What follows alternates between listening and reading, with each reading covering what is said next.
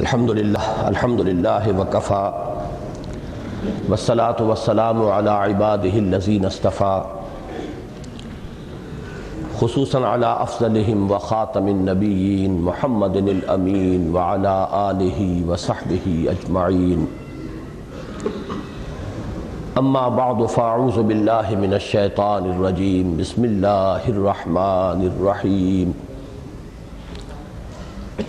انما المؤمنون الذین آمنوا باللہ ورسولہ ثم لم يرتابوا وجاہدوا باموالہم وانفسہم فی سبیل اللہ اولئک هم الصادقون صدق اللہ العظیم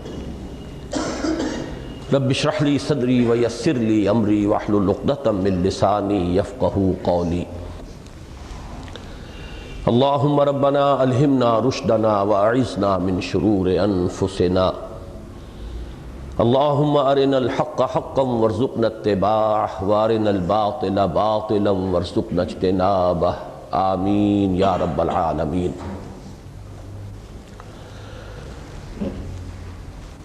ہماری اس نظریاتی ریفریشر کورس کے پروگرام میں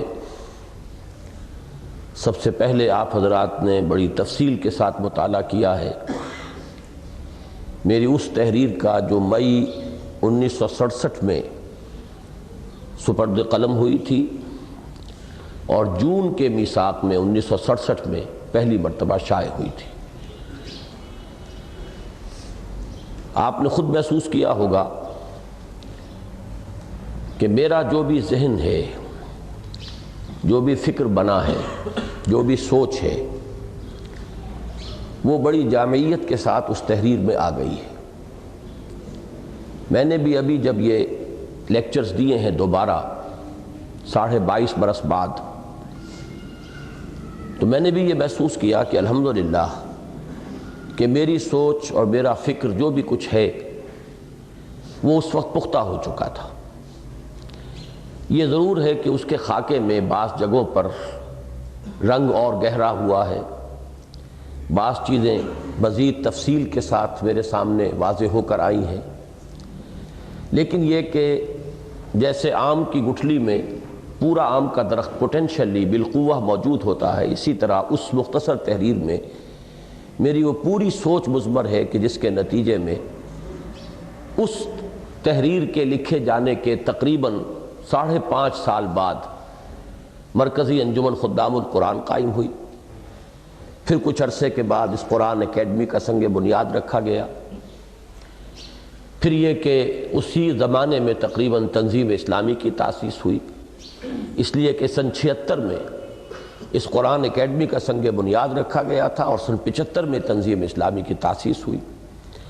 تو یہ جو مختلف ایسپیکٹس ہیں، مختلف شعبے ہیں کہ جو ہماری اس تحریک میں شامل ہیں، ان سب کا بنیادی فکر جو ہے وہ اس تحریر میں موجود ہے۔ اب آج جو ہمیں مطالعہ کرنا ہے اس کا جو ایک منطقی ربط ہے اس تحریر کے ساتھ، اسے سمجھ لیجئے۔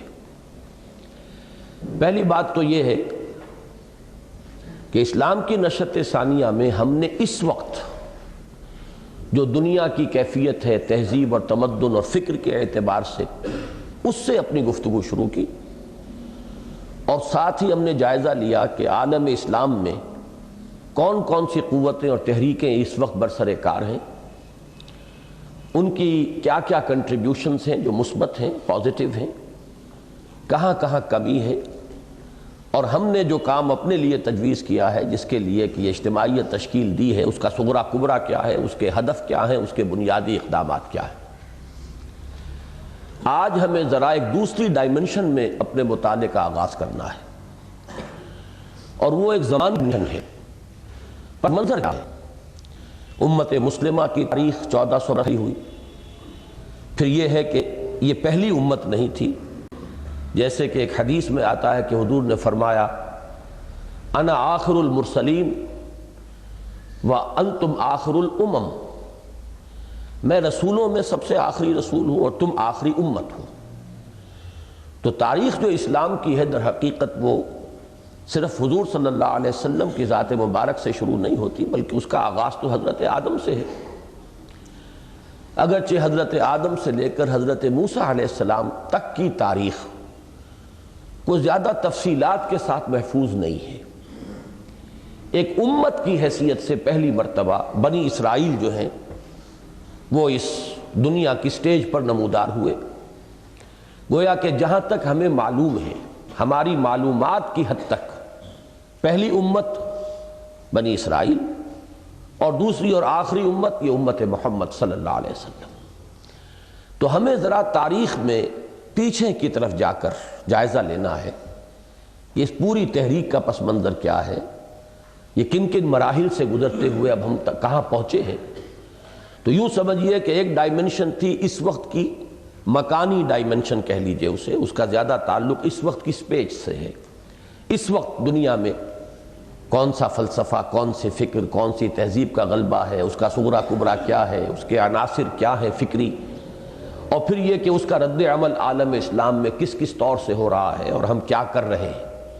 یہ گویا کہ اس وقت موجود الوقت ظروف اور احوال کے اعتبار سے ہمارا تجزیہ اور ہمارا جائزہ اور ہماری تشخیص اور ہماری تجویز۔ لیکن ایک ہے اب ذرا لینئر ڈائریکشن جو ہے ماضی میں پیچھے کی طرف جا کر ہمارے ذہنوں میں خاکہ بن جانا چاہیے، اس لیے کہ ایسا محسوس نہیں ہونا چاہیے کہ گویا کہ ہم کہیں خلا سے ٹپک پڑے ہیں۔ ہماری تحریک یا ہماری یہ کوشش جو ہے، جسے انگریزی میں بولڈ فرام دی بلو کہا جاتا ہے، گویا کہ آسمان سے اچانک کوئی چیز جو ہے وہ ٹپک پڑی، ایسا نہیں ہے، بلکہ اس کی ایک بڑی طویل تاریخ ہے اور اس کا بھی ایک خاکہ ہمارے ذہنوں میں ہونا چاہیے۔ اس سے ایک سینس آف بلونگنگ پیدا ہوتا ہے کہ ہمارا تعلق کس سے ہے، ہم کن کے اخلاف ہیں، ہمارے اسلاف کون تھے، اور پھر یہ کہ ان سب کے مختلف جو ادوار گزرے ہیں وہ کون کون سے ہیں۔ ایک دوسرا پہلو اس میں یہ بھی سامنے رکھیں کہ کل تک جو ہماری گفتگو تھی وہ اسلام کی نشأت ثانیہ کے حوالے سے تھی۔ آج سے جو ہم گفتگو شروع کر رہے ہیں وہ مسلمانوں کے عروج و زوال سے متعلق ہے۔ یہ دونوں چیزیں باہم گڈمڈ ہیں۔ ایک اعتبار سے یہ کہا جا سکتا ہے کہ انسیپریبل ہیں، لا ینفک ہیں، انہیں جدا نہیں کیا جا سکتا۔ ایک ہی حقیقت کے دو رخ ہیں، مسلمان، اسلام۔ لیکن ایک نقطہ نظر یہ بھی ہے اور وہ صحیح ہے کہ یہ دو بالکل جداگانہ حقیقتیں ہیں۔ مسلمان اور شے کا نام ہے، اسلام اور شے کا نام ہے۔ ضروری نہیں کہ ایک مسلمان کی زندگی میں اسلام کی صحیح عکاسی ہو رہی ہو۔ ان دونوں چیزوں کو علامہ اقبال نے اپنے دو اشعار میں بہت خوبصورتی سے علیحدہ علیحدہ پیش کیا ہے۔ چنانچہ جو پہلا تصور ہے کہ ایک ہی شے ہے در حقیقت، اس کو انہوں نے غالباً یہ شکوہ کا شعر ہے، ان کی جو مشہور نظم ہے کہ ہم تو جیتے ہیں کہ دنیا میں تیرا نام رہے، کہیں ممکن ہے کہ ساقی نہ رہے جام رہے۔ گویا کہ ایک مسلمان یہ کہہ رہا ہے اللہ تعالیٰ سے کہ ہماری تو زندگی کا مقصود ہی یہ ہے کہ ہم تیرا نام دنیا میں زندہ رکھنے کے لیے گویا کہ جی رہے ہیں، اس لیے کہ یہ ممکن ہی نہیں کہ ساقی نہ ہو اور جام جو ہے وہ گردش میں آئے۔ تو اصولی اعتبار سے یہ بات صحیح ہے کہ مسلمانوں کو تو اسی لیے زندہ رہنا ہے کہ وہ جام ہدایت قرآن حکیم یا دین اسلام جو اللہ تعالیٰ نے ہمیں دیا ہے، ہمیں اسے گردش میں لانا ہے، تمام اقوام تک پہنچانا ہے، بنی نوع انسان کو اس جام سے سیراب کرنا ہے۔ تو ہم تو جیتے ہیں کہ دنیا میں تیرا نام رہے، کہیں ممکن ہے کہ ساقی نہ رہے۔ اب ساقی ہے امت، کہیں ممکن ہے کہ ساقی نہ رہے جام رہے۔ لیکن غالباً جواب شکوہ ہی میں اس کا دوسرا رخ بھی موجود ہے۔ اسی نظم کا جو جواب پھر لکھا تھا علامہ نے، تو نہ مٹ جائے گا ایران کے مٹ جانے سے، نشہ میں کو تعلق نہیں پیمانے سے۔ شراب کا نشہ اور شے ہے، پیمانہ اور شے ہے۔ شراب اچھی ہو، پیمانہ چاہے بڑا ہی کوئی جام جم سے یہ میرا جام سفال اچھا ہے، کوئی سفالی کا پیالہ ہی اگر ہو تب بھی کوئی حرج نہیں ہے۔ جام جو اس کے اندر جو کانٹینٹ ہے، جو شراب ہے، وہ اچھی ہونی چاہیے۔ تو در حقیقت یہ ظروف و احوال جو ہے امت کے، اسلام کا اس کے ساتھ کوئی لازمی رشتہ نہیں ہے۔ تو نہ مٹ جائے گا ایران کے مٹ جانے سے، نشہ میں کو تعلق نہیں پیمانے سے۔ بہرحال یہ دونوں چیزیں اپنی جگہ پر ہیں، آج کے ہمارے مطالعے میں یہ بات آئے گی بعد میں بھی، لیکن اس وقت یہ ذہن میں رکھیے کہ ہم نے اسلام کی نشأت ثانیہ کی جو تحریر جس کا مطالعہ کیا ہے اس میں ذہن میں یہ رکھیں کہ وہاں گفتگو اسلام کے بارے میں اصولی طور پر، اور اسلام کے عروج و زوال کے کوئی دو دور نہیں ہے۔ اسلام تو ایک مرتبہ حضور صلی اللہ علیہ وسلم کی حیات طیبہ میں بتمام و کمال ظاہر ہوا، بتمام و کمال برقرار رہا خلافت راشدہ میں، وہاں سے اس کا زوال شروع ہو گیا۔ اگرچہ یہ خیال تو بالکل غلط ہے کہ ایک دم ختم ہو گیا، معاذ اللہ، ایسے بات تو نہیں ہے۔ بڑی عظیم عمارت تھی جو محمد الرسول اللہ صلی اللہ علیہ وسلم نے تعمیر فرمائی تھی، وہ اچانک کسی ایک جھٹکے سے، زلزلے کے کسی ایک ہی جو جھٹکا ہے اس سے وہ گر جانے والی عمارت نہیں تھی۔ البتہ یہ کہ اس کے اندر زوال کا آغاز ہو گیا خلافت راشدہ کے اختتام کے ساتھ ہی، اور وہ زوال مسلسل 1400 برس جو بھی اب ہو گئے، پونے 1400 برس یا 1350 برس جو بھی آپ کہیں، وہ مسلسل چلا آ رہا ہے۔ نشأت ثانیہ تو ایک ہی مرتبہ ہوگی، اب جب بھی ہوگی وہ کتنے لمبے پروسیس سے ہوتی ہے۔ نشأت ثانیہ کے معنی دوبارہ کا ابھار، دوبارہ اٹھنا۔ تو اسلام کی نشأت ثانیہ، نشأت اولا، اس اسلام کی جو مکمل ہوا محمد الرسول اللہ صلی اللہ علیہ وسلم پر اپنی تکمیلی شکل میں، اس کی نشأت اولا، پہلی مرتبہ کا اٹھنا، وہ حضور کے دست مبارک سے، اور بتمام و کمال وہ برقرار رہا خلافت راشدہ تک۔ اس کے بعد سے اس کا زوال ہے، تدریجاً وہ زوال آیا ہے، ہوتے ہوتے بہت سے مراحل سے گزرتا ہوا وہ زوال اپنی انتہا کو پہنچا ہے اس صدی میں۔ لیکن یہ کہ اس کو تو ہم بعد میں پڑھیں گے، اب اس کی تدریجاً ہی وہ نشأت ثانیہ کا پروسیس جو ہے تدریجاً ہوگا ایک ہی مرتبہ۔ گویا کہ اسلام کے عروج و زوال کے دو ادوار نہیں ہیں۔ یہ جو آج ہم پڑھیں گے یہ مسلمانوں کے عروج اور زوال کے دو دور ہیں، ان دونوں کو علیحدہ علیحدہ کر لیجئے۔ اس اعتبار سے وہ حدیث ذہن میں لے آئیے کہ بڑی مشہور حدیث ہے، میں سمجھتا ہوں کہ ہمارے ساتھیوں میں سے اکثر کو یاد ہوگی، کہ حضور نے فرمایا بدأ الاسلام غریبا وسیعود کما بدا فطوبی للغرباء۔ اسلام کا تو آغاز اس طرح سے ہوا کہ وہ اجنبی تھا، بالکل اس کا شناسہ، اس کا جان پہچان والا کوئی تھا ہی نہیں، اکیلے تھے محمد الرسول اللہ صلی اللہ علیہ وسلم۔ بات شروع ہوئی، آپ نے فرمایا اس کے بعد اللہ نے غلبہ دیا ہے اسے، سطوت اور شوکت، حکومت، لیکن سیعود کما بدا، اب سین کے ساتھ جو آتا ہے فعل مضارع، اس میں انقریب، زیادہ دیر نہیں لگے گی، انقریب سیعود، انقریب وہ پھر لوٹ جائے گا اسی پہلی حالت میں، کما بدا، جیسے کہ اس کا آغاز ہوا تھا۔ فطوبی للغرباء، تو اب تہنیت ہے، مبارکباد ہے ان لوگوں کے لیے جو اسلام کے ساتھ اپنے آپ کو وابستہ رکھیں۔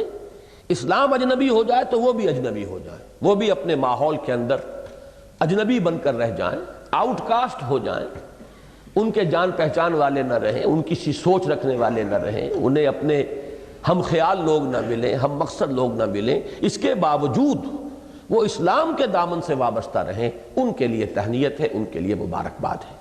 تو یہ حدیث میرے اس مفہوم کو بڑی خوبصورتی سے ادا کر رہی ہے کہ اسلام کا عروج تو جو ہوا تھا وہ بہت ہی جلد زوال پذیر ہوا ہے، اور مسلسل زوال ہی زوال ہے جو چل رہا ہے، اور اسلام کی نشأت ثانیہ تو ایک ہی بار ہوگی، اور اب کہ ہوگی گلوبل ہوگی۔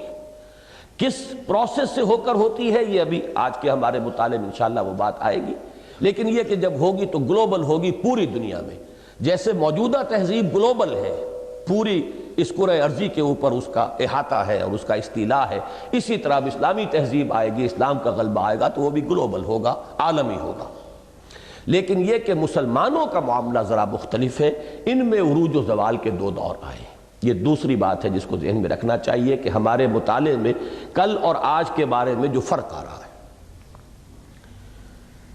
تیسری بات یہ کہ کل کے مطالعے کے اختتام پر بہت سے حضرات نے محسوس کیا ہوگا کہ یہ ہم تنظیم اسلامی کے عنوان سے یہاں جمع ہوئے ہیں، تنظیم اسلامی کا یہ نظریاتی ریفریشر کورس ہے، لیکن اس پورے 9 گھنٹے کے مطالعے میں تنظیم کا ذکر تو بہت ہی کم اور بڑے ثانوی درجے میں بالکل اختتام پر جا کر آیا ہے۔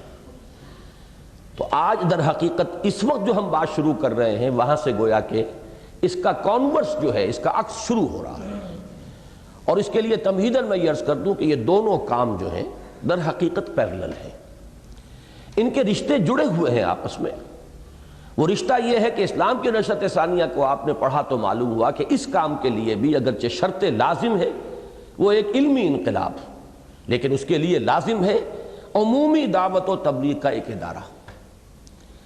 عمومی دعوت و تبلیغ کا وہ ادارہ جب ہم نے تنظیم اسلامی کے تحت قائم کیا تو اس میں بھی یہ بات موجود ہے قرارداد تاسیس میں کہ اس کے لیے ضروری ہے کہ موجودہ دور کے جو ملحدانہ افکار و خیالات ہیں ان کا مدلل ابطال کرنے کے لیے ایسے نوجوان تیار کیے جائیں، ایسے باصلاحیت لوگوں کو تربیت دی جائے کہ جو ان کا مدلل ابطال کر سکیں۔ گویا کہ دونوں چیزیں جڑی ہوئی ہیں، اگرچہ ان دونوں کا اینگل آف ویو مختلف ہے۔ یوں سمجھیے کہ یہ میز رکھی ہے، میز ایک ہی ہے، ادھر والے اسے دیکھ رہے ہیں تو یہ سائیڈ انہیں نظر آ رہا ہے، یہ نظر آ رہا ہے، یہ نظر نہیں آ رہا، بلکہ یہ سامنے والا بھی انہیں تھوڑا نظر آ رہا ہے، ادھر والا حصہ۔ اصل ارتکاز توجہ جو ہے ان حضرات کا وہ اس سائیڈ پر۔ ادھر جو بیٹھے ہیں انہیں یہ سائیڈ بالکل نظر نہیں آ رہا، یہ نظر آ رہا ہے، اور اس سائیڈ میں بھی ارتکاز توجہ ادھر ہے۔ تو شے ایک ہے، لیکن یہ کہ اینگلز آف ویو کے فرق سے اس کی جو بھی نتائج سامنے آتے ہیں ان میں زمین و آسمان کا فرق ہو جاتا ہے۔ وہ اینگل آف ویو کیا ہے؟ جیسا کہ میں نے آپ نے اس کل کے ویڈیو میں سنا ہوگا کہ میں نے کہا ہم آسمان سے چلے ہیں، اس وقت کون سی فضا ہے، اس فضا میں کون سے نظریات ہیں، کون سے افکار ہیں، تہذیب کون سی ہے جو غالب ہے، یہاں سے بات شروع ہوئی and down on the ground ہم پہنچ گئے اب کرنا کیا ہے۔ لیکن اب جو معاملہ شروع ہوگا جس پر کہ تنظیم کے فلسفے کو سمجھنے کا دار و مدار ہے وہ ہے from the ground up words. ایک مسلمان ہے، اس کے سامنے اپنی موت ہے، اپنی قبر ہے کہ جو منہ کھولے ہوئے اس کا انتظار کر رہی ہے، اور ہمیں تو کہا گیا کہ ہر وقت اپنے آپ کو مردوں میں شمار کرو، عد نفسک من اصحاب القبور، ہر وقت یہ سمجھو کہ شاید کہ اگلا قدم میرا جو ہے وہ قبر کے اندر جانے والا ہے۔ جب تک استحضار موت اس درجے میں نہیں ہوگا انسان کے، دنیا کے ساتھ جو ایک انقطاع قلبی درکار ہے وہ کبھی نہیں ہوگا۔ ہر وقت انسان اپنے آپ کو سمجھے عد نفسک من اصحاب القبور، شمار کرو اپنے آپ کو قبروں والوں میں کہ گویا کہ تم قبر میں پہنچ چکے ہو یا پہنچا چاہتے ہو۔ تو اب میں ہوں اور میری قبر ہے اور میرا محاسبہ اخروی ہے۔ من مات فقط قامت قیامتہ، جو مر گیا اس کی تو قیامت کھڑی ہو گئی۔ لہذا اس کے اعتبار سے غور، اس میں عامی کا مسئلہ بھی ہے اور خواص کا مسئلہ بھی ہے، جاہلوں کا بھی ہے اور علماء کا بھی ہے، منطقیوں بھی ہے اور غیر منطقیوں کا بھی ہے۔ ہر فرد نوع بشر کا معاملہ ہے اخروی نجات، اخروی فلاح، یہ اس کی ضرورت ہے۔ لہذا اس کے اعتبار سے غور و فکر کہ پھر فرائض کیا ہیں، کیا طرز عمل اختیار کریں کہ امید کی جا سکے کہ وہاں ہم نجات پا جائیں، یہ یہاں سے سوچ جب شروع ہوتی ہے تو پھر تنظیم کا صغرا کبرا سمجھ میں آئے گا۔ لیکن یہ کہ در حقیقت دونوں چیزیں پھر مٹ جائیں گی کہ اس کام کے لیے ایک عالمی انقلاب کے گلوبل ڈومینیشن کے لیے بھی لازم ہے وہ علمی انقلاب، لیکن اس کے لیے ضروری ہے ایک دعوت کا ایک عمومی ادارہ، اور اس کام کے لیے بھی اقامت دین جو ہمارے فرائض کے اوپر ٹاپ پر ہے اس کے لیے ضروری ہے کہ جدید نظریات کا پرزور اور مدلل ابطال کیا جائے۔ یہاں آ کر وہ ڈانڈے مل جاتے ہیں اور دونوں تحریکیں جو ہیں گویا کہ ایک ہی حقیقت کے دو ایسپیکٹس کی شکل اختیار کر لیتی۔ اب آج ہمیں سب سے پہلے یہ جو کتاب ہے دعوت رجوع القرآن کا منظر اور پس منظر، اس کا جو حصہ دوم ہے اس کا پہلا مقالہ پڑھنا ہے جو بہت مختصر ہے، لیکن جن حضرات نے میری فرمائش کہہ لیں، ہدایت کہہ لیں، اس کے مطابق مقدمے کا مطالعہ کر لیا ہے اس کتاب کے، ان کو معلوم ہے کہ میں نے اس کے بارے میں لکھا ہے کہ مجھے اپنی اس تحریر سے بہت محبت ہے۔ ویسے تو یہ کہ تحریر جو بھی ہوتی ہے، تصنیف، تالیف، تحریر، یہ ایک طرح کی تخلیق ہوتی ہے انسان کی، اور ہر خالق کو اپنے مخلوق سے بڑی محبت ہوتی ہے، تو لکھنے والوں کو اپنا ہر لفظ جو ہے وہ بہت ہی عزیز ہوتا ہے۔ وہ تو یہ سمجھتے ہیں کہ میں نے موتی ٹانکے ہیں، لیکن یہ کہ بہرحال ان کے اندر بھی ایک فرق اور تفاوت ہوتا ہے کہ بعض چیزوں سے ایک قلبی محبت اور قلبی لگاؤ زیادہ ہوتا ہے۔ تو یہ در حقیقت ان چند تحریروں میں سے ہے جو بہت مختصر ہے، لیکن جس پر کہ واقعتاً مجھے ایک پہلو سے بلکہ وہ لفظ فخر بھی میں استعمال کر رہا ہوں کہ فخر بھی ہے کہ میں نے بالکل پن پوائنٹ کیا ہے، اور میرے علم کی حد تک یہ بات اور کسی صاحب کی طرف سے میرے علم میں نہیں آئی ہے، واللہ عالم۔ پروفیسر یوسف سلیم چشتی صاحب نے بھی ایک دور میں ایک مقالہ لکھا تھا پورا کہ مسلمانوں کے اسلام سے دور ہو جانے کے اسباب کیا کیا ہیں. انہوں نے 8-10 سبب گنوائے تھے، لیکن وہاں بھی اصل بات جو تھی کہ یہ شروع کہاں سے ہوا ہے پروسیس، وہ ان کی گرفت میں وہ بات نہیں آئی تھی. یہ تو جو مقدمہ آپ نے پڑھا ہے تو اس کا تو آغاز ہی اس سے ہوا ہے کہ حضرت شیخ الہند نے بھی فرمایا کہ ہمارے زوال کا سبب ہے قرآن کو چھوڑ دینا. اب یوں سمجھیے کہ یہ علماء میں چوٹی کی ایک شخصیت ہے، استاد العلماء، شیخ الشیوخ، اپنی 70 برس کی عمر میں یہ بات کہہ رہا ہے. تو یہ بات نہیں ہے کہ کوئی نوجوانی کی ترنگ کے اندر کوئی بات کہہ دی ہو، کسی وقت کوئی خاص خیال کی لہر آئی ہو اور وہ بات کہہ دی ہو. انہوں نے کہا 4 برس کا میرا غور و فکر جو ہے اس کا حاصل یہ. اور دوسری شخصیت جو کالجوں سے اور یونیورسٹیوں سے ابھر کر آئی، عظیم ترین شخصیت اس صدی کی پورے عالم اسلام کے اعتبار سے، حضرت شیخ الہند کا معاملہ تو ہندوستان تک ہے، یا یہ کہ کچھ افغانستان تک بھی ان کا اثر جو ہے، دیوبند کا چونکہ اثر بہت کافی گہرا ہے افغانستان تک بھی، تو آپ کہہ سکتے ہیں کہ پاکستان اور افغانستان، ہندوستان، بس یہی ممالک ہیں جو شیخ الہند سے واقف ہیں. لیکن یہ کہ علامہ اقبال کا معاملہ تو اس وقت پورے عالم اسلام کے اندر ہے، انہیں تسلیم کیا جاتا ہے اس دور کا بہت بڑا مفکر. اور ان کی تشخیص بھی یہی ہے جیسا کہ میں نے لکھا کہ خارز محجور یہ قرآن شدی. بلکہ میں نے تو بارہا کہا ہے کہ میرے اپنے ذہن میں تو 10 برس کی عمر کا چپکا ہوا وہ شعر جو ہے اس نے نہ معلوم میری زندگی کے اندر کہاں کہاں کس جگہ پر جو ہے میری رہنمائی کی ہے، اور مجھے جہاں سے جہاں تک اللہ نے پہنچایا ہے اس میں کتنا بڑا ذریعہ اللہ نے اس شعر کو اس وقت میرے شعور میں چپکا کر جو اس نے فضل کیا تھا اس کا حصہ ہے کہ وہ زمانے میں معزز تھے مسلمان ہو کر اور تم خار ہوئے تارک قرآن ہو کر. بعد میں وہ فارسی کلام بھی جب میں نے پڑھا کچھ تو پھر یہ جو کیفیت ہے، خار از محجوری قرآن شدی شکوہ سنجے گردش دوران شدی اے چو شبنم بر زمی افتندئی در بغل داری کتاب زندئی.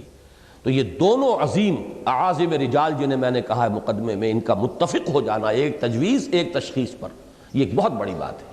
متفق گردید رائے بو علی بارائے من. لیکن یہ پروسیس شروع کہاں سے ہوا؟ آیا یہ کوئی سازش تھی، دشمنوں نے کیا ہے، یا یہ ہے کہ کوئی منطقی معاملہ ہے، کوئی فطری معاملہ ہے؟ یہ فینومینن جو ہے آیا نیچرل فینومینن ہے، لاجیکل فینومینن ہے، یا یہ کہ کوئی اغیار کی سازش ہے، دشمنوں کی کارگزاری ہے؟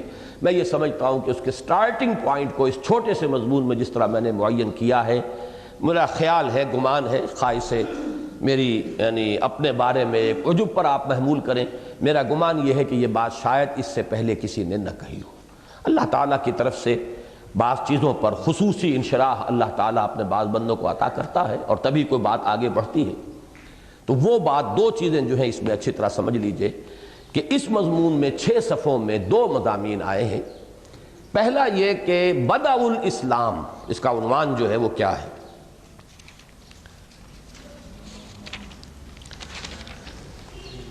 قرآن حکیم قرن اول میں اور اس کے بعد.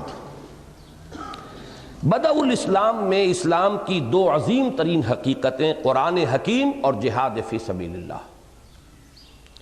قرآن منبع و سرچشمہ ایمان و یقین، اور جہاد ایمان حقیقی کا مظہر اتم. یہ 2 چیزیں، یہ 2 چیزیں اہم ترین تھیں، نمایاں ترین تھیں. اسلام کا یہ اسلام جو حضور صلی اللہ علیہ وسلم سے وہ تکمیلی شکل میں جب دنیا میں آیا ہے، الیوم اکملت لکم دینکم واتممت علیکم نعمتی ورضیت لکم الاسلام دینا کے مطابق، اس وقت عظیم ترین حقیقتیں 2 ہی تھیں، قرآن اور جہاد. اب اس کی تفصیل ہے جو پہلے آئے گی. پھر یہ کہ قرآن اور جہاد ان دونوں کے بارے میں جلد ہی کانسیپٹ کیسے تبدیل ہو گئے، کیوں تبدیل ہو گئے، اور وہاں بھی وہی لفظ ہے جلد ہی. سیعودو، وہ سین جو ہے یعودو کے ساتھ وہ میری اس گفتگو کے اندر بھی سمجھیے کہ لگا ہوا ہے کہ یہ تو فوراً ہی ہو گیا تھا، گویا کہ قرن اول ہی کے اندر اس تبدیلی کا آغاز ہو چکا تھا. وہ کیا ہے؟ 2 چیزیں آج آپ کے سامنے آ جائیں گی. واقعہ یہ ہے کہ بدء الاسلام میں دین کی اصل اساسی اور بنیادی حقیقتیں 2 ہی تھیں. ایک قرآن حکیم جسے نبی اکرم صلی اللہ علیہ وسلم کے انقلابی جد و جہد کے ضمن میں آلۂ انقلاب کی حیثیت حاصل ہے. بقول مولانا حالی اتر کر ہرا سے سوئے قوم آیا اور ایک نسخہ کیمیا ساتھ لایا. اور دوسرے جہاد فی سبیل اللہ، جو جامع عنوان ہے آپ کی اس جد و جہد کے مختلف مدارج اور مراحل کا۔ واقعہ یہ ہے کہ یہ قرآن مجید ہی کی گرج اور کڑک تھی جس نے نیند کے ماتوں کو جگایا اور خواب خرگوش کے مزے لوٹنے والوں کو بیدار کیا۔ چنانچہ والعصر ان الانسان لفی خسر، اور اقترب للناس حسابهم وهم فی غفلۃ معرضون، زمانہ گواہ ہے تمام انسان خسارے میں ہے۔ اب آپ اندازہ کیجئے کیسی چونکانے والی صدا ہے یہ، اور لوگوں کے لیے ان کے حساب کا وقت قریب آ چکا ہے، اور وہ غفلت میں پڑے ہوئے ہیں، اعراض کیے جا رہے ہیں، ہوش میں نہیں آ رہے۔ یہ چونکا دینے والی صدائیں، اور القارعہ مالقارعہ وما ادراک مالقارعہ، اور الحاقہ مالحاقہ وما ادراک مالحاقہ کی بیدار کن ندائیں ہی تھیں جنہوں نے پورے عرب میں ہلچل مچا دی، اور عم یتساءلون عن النبأ العظیم الذی ھم فیہ مختلفون کی کیفیت پیدا کر دی۔ اب ان آیات کا ترجمہ کروں گا تو وہ تسلسل عبارت کا ٹوٹے گا۔ یہ تو در حقیقت وہ بقول مولانا امین احسن اصلاحی، یہ ابو الکلامی انداز ہے یہ تحریر کا، مولانا ابو الکلام در حقیقت اس کے موجد تھے اور یہ انداز ان کا ہے۔ اس میں پھر یہ ترجمے ورجمے نہیں ہوتے، یہ ان لوگوں کے لیے ہے کہ جو کم سے کم اتنی استعداد تو رکھتے ہوں، ورنہ پھر یہ کہ عبارت کا تسلسل ٹوٹ جاتا ہے۔ یہ تو عبارت کا جز ہے۔ عما یتساءلون، یہ کس چیز کے بارے میں ایک دوسرے سے سوال کر رہے ہیں؟ چہمے گوئیاں شروع ہو گئیں، اس لیے کہ جب اس طرح کی ندائیں ان سننے میں آئیں، محمد الرسول اللہ صلی اللہ علیہ وسلم نے جب یہ آوازیں بلند کیے تو لوگوں میں ایک ہلچل پیدا ہوئی۔ عما یتساءلون، کس چیز کے بارے میں ایک دوسرے سے پوچھ گچھ کر رہے ہیں؟ عن النبأ العظیم، اس بہت بڑی خبر کے بارے میں، الذی ھم فیہ مختلفون، جس کے بارے میں یہ اختلاف میں مبتلا ہو گئے ہیں کہ یہ ہونے والی شے ہے، کیا واقعی حساب کتاب ہوگا؟ کیا واقعی ہم زندہ کیے جائیں گے؟ کیا واقعی ایک ایک لمحے کا ہمارا ہر عمل ریکارڈ ہو رہا ہے؟ کیا واقعی ہمارا ایک ایک لفظ جو ہے وہ کہیں ریکارڈ کیا جا رہا ہے؟ کیا ہمیں اس کی جواب دہی کرنی پڑے گی؟ تو یہ کیفیت در حقیقت جو ہے اس کی پشت پر ہے وہ چونکا دینے والی صدائیں، بیدار کن ندائیں۔ بقول مولانا حالی وہ بجلی کا کڑکا تھا یا صوت ہادی، عرب کی زمین جس نے ساری ہلا دی۔ پھر اسی کی آیات بینات تھیں جنہوں نے هو الذی ينزل علی عبدہ آیات بینات لیخرجکم من الظلمات الی النور، وہی ہے جو نازل فرما رہا ہے اپنے بندے پر صلی اللہ علیہ وسلم یہ روشن آیات، تاکہ نکالے تمہیں اندھیروں سے روشنی کی طرف، کہ مصداق انسانوں کو شرک، الحاد، مادہ پرستی، حب عاجلہ اور حیوانیت محضہ کے ظلمات بعضھا فوق بعض۔ یہ الفاظ نوٹ کیجئے، شرک، الحاد، یہ تو گویا کہ دو نظریاتی گمراہیاں ہیں۔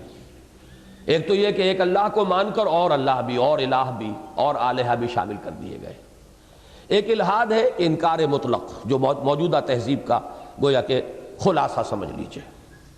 مادہ پرستی اس کا نتیجہ ہے۔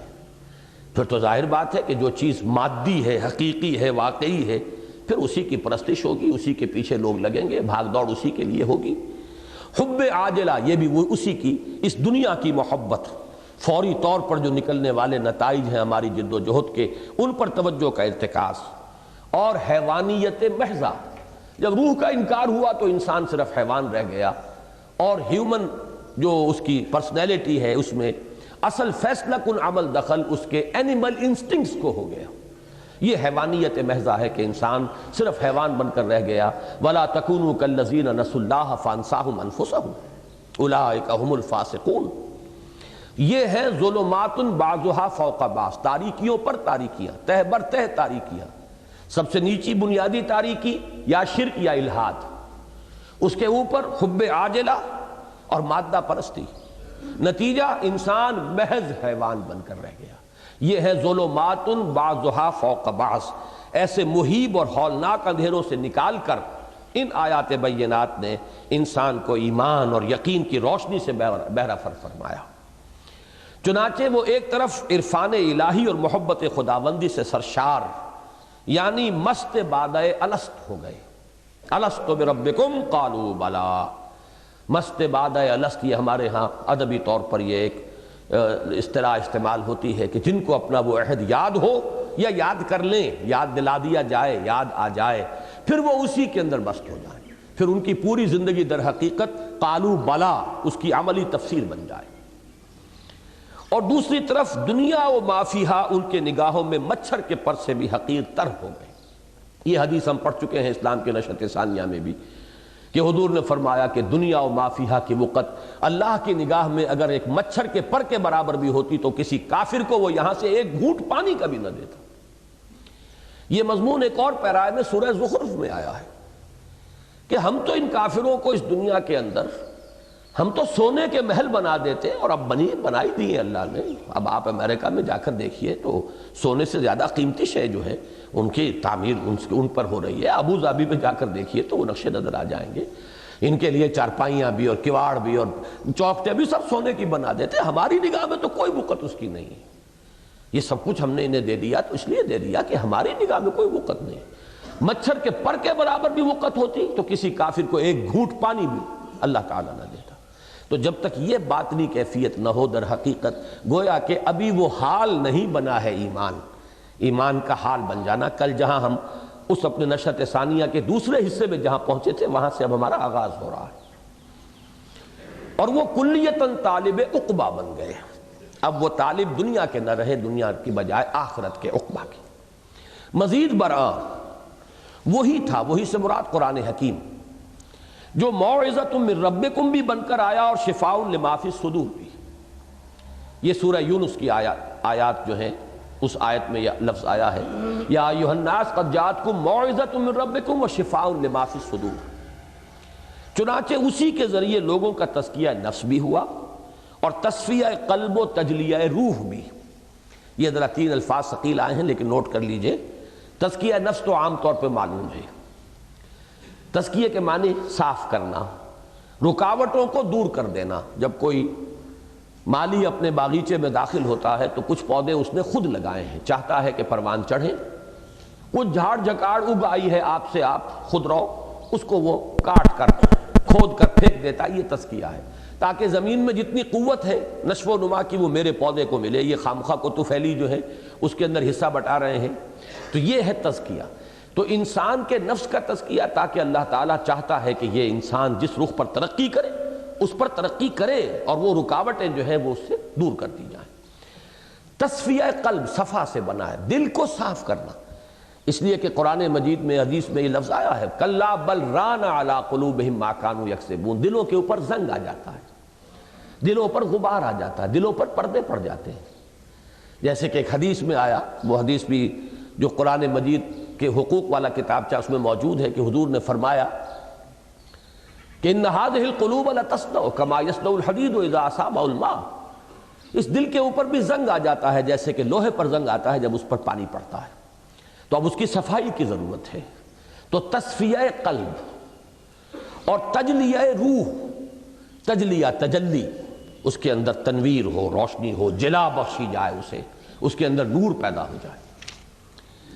گویا اب ذرا یہ الفاظ نوٹ کیجئے گا، گویا انذار ہو یا تبشیر، تبلیغ ہو یا تذکیر، موعظت ہو یا نصیحت، تعلیم ہو یا تربیت، تزکیہ ہو یا تصفیہ، تجلیہ ہو یا تنویر، الغرض تطہیر ہو یا تعمیر۔ اب یہ تمام الفاظ جو آئے ہیں ان کو 2 کھاتوں میں تقسیم کر لیجئے، تطہیر اور تعمیر۔ تطہیر یہ کہ بری چیزیں جو ہے ان سے پاک کیا جائے، تعمیر جو ہے اچھی چیزیں جو ہے آپ وجود میں لائیں۔ گفت رومی ہر بنائے کوہنا کا آباداں کنند، تو ندانی اولا تعمیر را ویراں کنند۔ پہلے کسی غلط نقش کو مٹایا جائے گا تب صحیح شے اس کے اوپر جو ہے اس کا نقش قائم کیا جائے گا۔ تو تطہیر ہو یا تعمیر، انذار ہو یا تبشیر، تبلیغ ہو یا تذکیر، موعظت ہو یا نصیحت، تعلیم ہو یا تربیت، تزکیہ ہو یا تصفیہ، تجلیہ ہو یا تنویر، الغرض تطہیر ہو یا تعمیر، محمد الرسول اللہ صلی اللہ علیہ وسلم کا پورا عمل دعوت و اصلاح قرآن مجید ہی کے گرد گھومتا ہے۔ یہ حقیقت ہے جس کو 25 برس سے میں بیان کر رہا ہوں، لیکن میں نہیں سمجھتا کہ اب بھی یہ لوگوں پر پورے طور پر واضح ہو سکی۔ جب قرآن ہمارے فوکس سے باہر نکل گیا دوبارہ اس کو فوکس میں لانا جو ہے آسان کام نہیں ہے۔ ہمارے ہاں تزکیہ نفس کے کچھ اور طور طریقے ہیں، اس میں قرآن کی کوئی اہمیت نہیں، اور بھی کوئی دوسرے میدان ہے، اخلاقیات ہیں، اخلاقیات کے اندر بھی قرآن کی اہمیت نہیں ہے۔ فلسفہ اخلاق نہ معلوم کہاں سے فلسفے مستعار لیے گئے، معلوم یہ ہوا کہ ہر میدان سے بے دخل کر دیا گیا ہے قرآن۔ وہ تو صرف ایک کتاب مقدس بن کر رہ گئی، پڑھو اور ثواب حاصل کر لو، اللہ اللہ خیر سمجھو، وہ تو بعد میں آئے گی بات۔ تو اب دوبارہ فوکس میں لانا قرآن کو اور پوری توجہ کا ارتکاز جو ہے آسان کام نہیں، بہت وقت لگے گا ابھی اس پروسیس کو ہم صرف انیشیٹ کر پائے ہیں۔ خود ہمارے ساتھیوں کے ذہن میں بھی ابھی یہ چیز اس طریقے سے ٹھکی ہوئی نہیں ہے کہ جاش یہی ہے سب کچھ، ہمارا ہتھیار یہی ہے، یہ آلہ انقلاب یہ قرآن ہے۔ یہ بات جو ہے ایک دفعہ سمجھ میں آ جاتی ہے، پھر حالات کے دباؤ کے تحت پھر کہیں ادھر ادھر کی کوئی نہ کوئی ہوا چلتی ہے، پھر کوئی تاثر جو ہے ذہن پر قائم ہو جاتا ہے۔ تو اس کو اچھی طرح نوٹ کیجئے، الغرض تطہیر ہو یا تعمیر، محمد الرسول اللہ صلی اللہ علیہ وسلم کا پورا عمل دعوت و اصلاح قرآن مجید ہی کے گرد گھومتا ہے۔ یہی وجہ ہے کہ قرآن حکیم میں ایک نہ دو پورے 4 مقامات پر حضور کے منہج انقلاب کو جن اساسی اصطلاحات کے ذریعے واضح کیا گیا ہے، ان کا اول و آخر خود قرآن مجید ہی ہے۔ بفہوائے الفاظ قرآنی یتلو علیہم آیاتہ ویزکیہم ویعلمہم الکتاب والحکمہ۔ اس آیت پر بھی بڑا ظلم کیا ہے، اس کے حصے بکھرے کر دیے ہیں۔ تزکیے کا کوئی تعلق قرآن سے نہیں، حکمت کو بھی علیحدہ کر دیا بعض حضرات نے، ان میں بڑی چوٹی کے لوگ بھی ہیں، اس سے مراد حدیث ہے یا سنت ہے۔ بہت بڑا ظلم ہوا اس آیت پر، حالانکہ در حقیقت یہ قرآن ہی کے 4 حصے، جس پر میرا پورا مضمون جو ہے نبی اکرم صلی اللہ علیہ وسلم کا مقصد بعثت والا جو کتاب چاہے بڑا خوبصورت شائع ہو چکا ہے، اس میں جو آخر میں جو اس کا حصہ ہے حضور کے انقلاب کا اساسی منہاج بنیادی، وہ جو مین پاور تیار کی حضور نے، وہ کس طریقے پر تیار کی، وہ 313 کیسے آئے؟ آگے کی داستان تو ہمیں معلوم ہے کہ 313 کو فتح حاصل ہو گئی 1000 پر، لیکن وہ 313 تیار کس پروسیس سے ہوئے تھے؟ اکبر الہ آبادی کے اس شعر کے مصداق کہ خدا کے کام دیکھو بعد کیا ہے اور کیا پہلے، نظر آتا ہے مجھ کو بدر سے غار حرا پہلے۔ یہ پروسیس غار حرا سے شروع ہوا تھا، وہاں کی وہ میڈیٹیشنز تھیں، غور و فکر، تفکر، تبتل اللہ، اس کا پھر ظہور ہوا ہے۔ یہ 12-13 برس جو ہے مکی دور کے، اس میں کیا ہوتا رہا ہے؟ یتلو علیہم آیاتہ ویزکیہم ویعلمہم الکتاب والحکمہ، قرآن ہی کو ذہنوں میں، دلوں میں، شخصیتوں کے اندر جو ہے اتارا جا رہا ہے۔ اسی سے تزکیہ ہوا، اسی سے تجلیہ روح ہوا، اسی سے تصفیہ قلب ہوا، اسی سے تزکیہ نفس ہوا، اسی سے ذہنوں کی تطہیر ہوئی، اسی سے افکار کی اصلاح ہوئی۔ یہ سارا عمل قرآن کے گرد ہے۔ یتلو علیہم آیاتہ ویزکیہم ویعلمہم الکتاب والحکمہ۔ قرآن کا کارنامہ ایک جملے میں بیان کیجئے تو وہ یہ ہے کہ اس نے صحابہ کرام رضوان اللہ تعالی علیہم اجمعین کے دلوں میں ایمان پیدا کر دیا۔ یہ ساری در حقیقت اسی کی شرح ہے۔ یہ سب کیا ہے؟ فقط ایک نقطہ ایمان کی تفسیر ہے۔ یہ سب کچھ جو ہے اس کو جمع کیجئے، ایمان پیدا ہو اور توحید، معاد اور رسالت پر یقین محکم کی کیفیت پیدا کر دی، جسے ہم نے نشأۃ ثانیہ میں پڑھا ہے، حال بنا دیا۔ صرف قال نہیں، اقرار باللسان نہیں، حال بن گیا۔ کأنک تراہ فإن لم تکن تراہ فإنہ یراک کی کیفیت۔ لیکن اس سے اس ہمگیر تبدیلی کا اندازہ نہیں ہوتا جو قرآن حکیم کی بدولت ان کی زندگیوں میں برپا ہو گئی تھی۔ اب یہاں بھی بڑے خوبصورت الفاظ آئیں گے آگے۔ پہلے جو آئے تھے انہیں ذہن میں کیجئے، وہ ایک گلدستہ جو ہے وہ نیچے جمع ہو گیا تھا جہاں پھول جو ہے باندھ دیے جاتے ہیں، ان تمام کو ہم نے جمع کیا ایک لفظ میں ایمان۔ لیکن ایمان کا نتیجہ کیا نکلا ہے در حقیقت؟ اب اس کو پھر الفاظ کے حوالے سے اس کی تفصیل کو سمجھیے۔ اس لیے کہ قرآن نے ان کا فکر بدلا، سوچ بدلی، نقطہ نظر بدلا، اقدار بدلی، عزائم بدلے، امنگیں بدلیں، شوق بدلے، دلچسپیاں بدلیں، خوف بدلے، امیدیں بدلیں، اخلاق بدلے، کردار بدلے، خلوت بدلی، جلوت بدلی، انفرادیت بدلی، اجتماعیت بدلی، دن بدلا، رات بدلی، حتیٰ کہ تبدل الارض غیر الارض والسماوات، زمین بدل جائے گی اور اس زمین کی شکل میں نہ رہے گی۔ یہ قیامت کے بارے میں آتا ہے، آسمان اس آسمانوں کی موجودہ حیت پر نہ رہیں گے۔ معلوم ہوا زمین و آسمان تبدیل کر دیے، آسمان بدلا، زمین بدلی، الغرض پوری کائنات بدل کر رکھ دی۔ اور اس پوری تبدیلی کا ذریعہ ذریعہ اور آلہ ہے قرآن حکیم کی آیات بینات۔ اسی کو یہاں پہ میں نے علامہ اقبال کے دوسرے دو شعر دیے ہیں، لیکن یہاں حقیقت میں آنا چاہیے وہ شعر کہ چوں بجاں در رفت جہاں دیگر شود، جہاں چو دیگر شد جہاں دیگر شود۔ اس دو مصروں کے اندر جب یہ قرآن کسی کے اندر اتر جاتا ہے، یہ اندر اتر کر فکر بدل گئی، سوچ بدل گئی، ویلیوز بدل گئی۔ پہلے ایک چیز اہم نظر آتی تھی، اب غیر اہم نظر آتی ہے۔ پہلے جو بانتہائی غیر اہم تھی اب وہ اہم ترین نظر آ رہی ہے۔ پہلے موت سے بڑا خوف تھا، اب موت کی آرزو ہے، شہادت کی موت تمنا ہے۔ نشان مرد و مومن بات و گویم چو مر گاید تبسم بر لب اوست۔ تو یہ ہے اندر کا انقلاب، لیکن اس اندر کے انقلاب نے پھر پورے جہان کو بدل کر رکھ دیا ہے۔ ایک انسان میں یہ حقیقی تبدیلی پیدا ہو جائے، پھر یہ تبدیلی باہر کی پوری دنیا کے بارے میں اس کے نقطہ نظر کو ایٹیشوں کو بدل دے گی۔ اور یہی تبدیلی ہے جو فرد سے فرد تک بڑھتی ہوئی ایک اجتماعیت اور جماعت اور تحریک کی شکل میں ہو کر اور پھر ایک نظام کو بدل دے گی، دگرگوں کر ڈالے گی۔ چوں بجاں در رفت جہاں دیگر شود، جہاں چو دیگر شد جہاں دیگر شود۔ بندہ مومن ز آیات خداست، این جہاں اندر برے او چوں قباست۔ چوں کہن گردد جہان در برش، می دہت قرآن جہان دیگرش۔ بندہ مومن تو اللہ تعالیٰ کی نشانیوں میں سے ایک نشانی ہے، اور یہ جہان جو ہے یہ در حقیقت اس کی قبا کے اندر کا ایک لباس ہے۔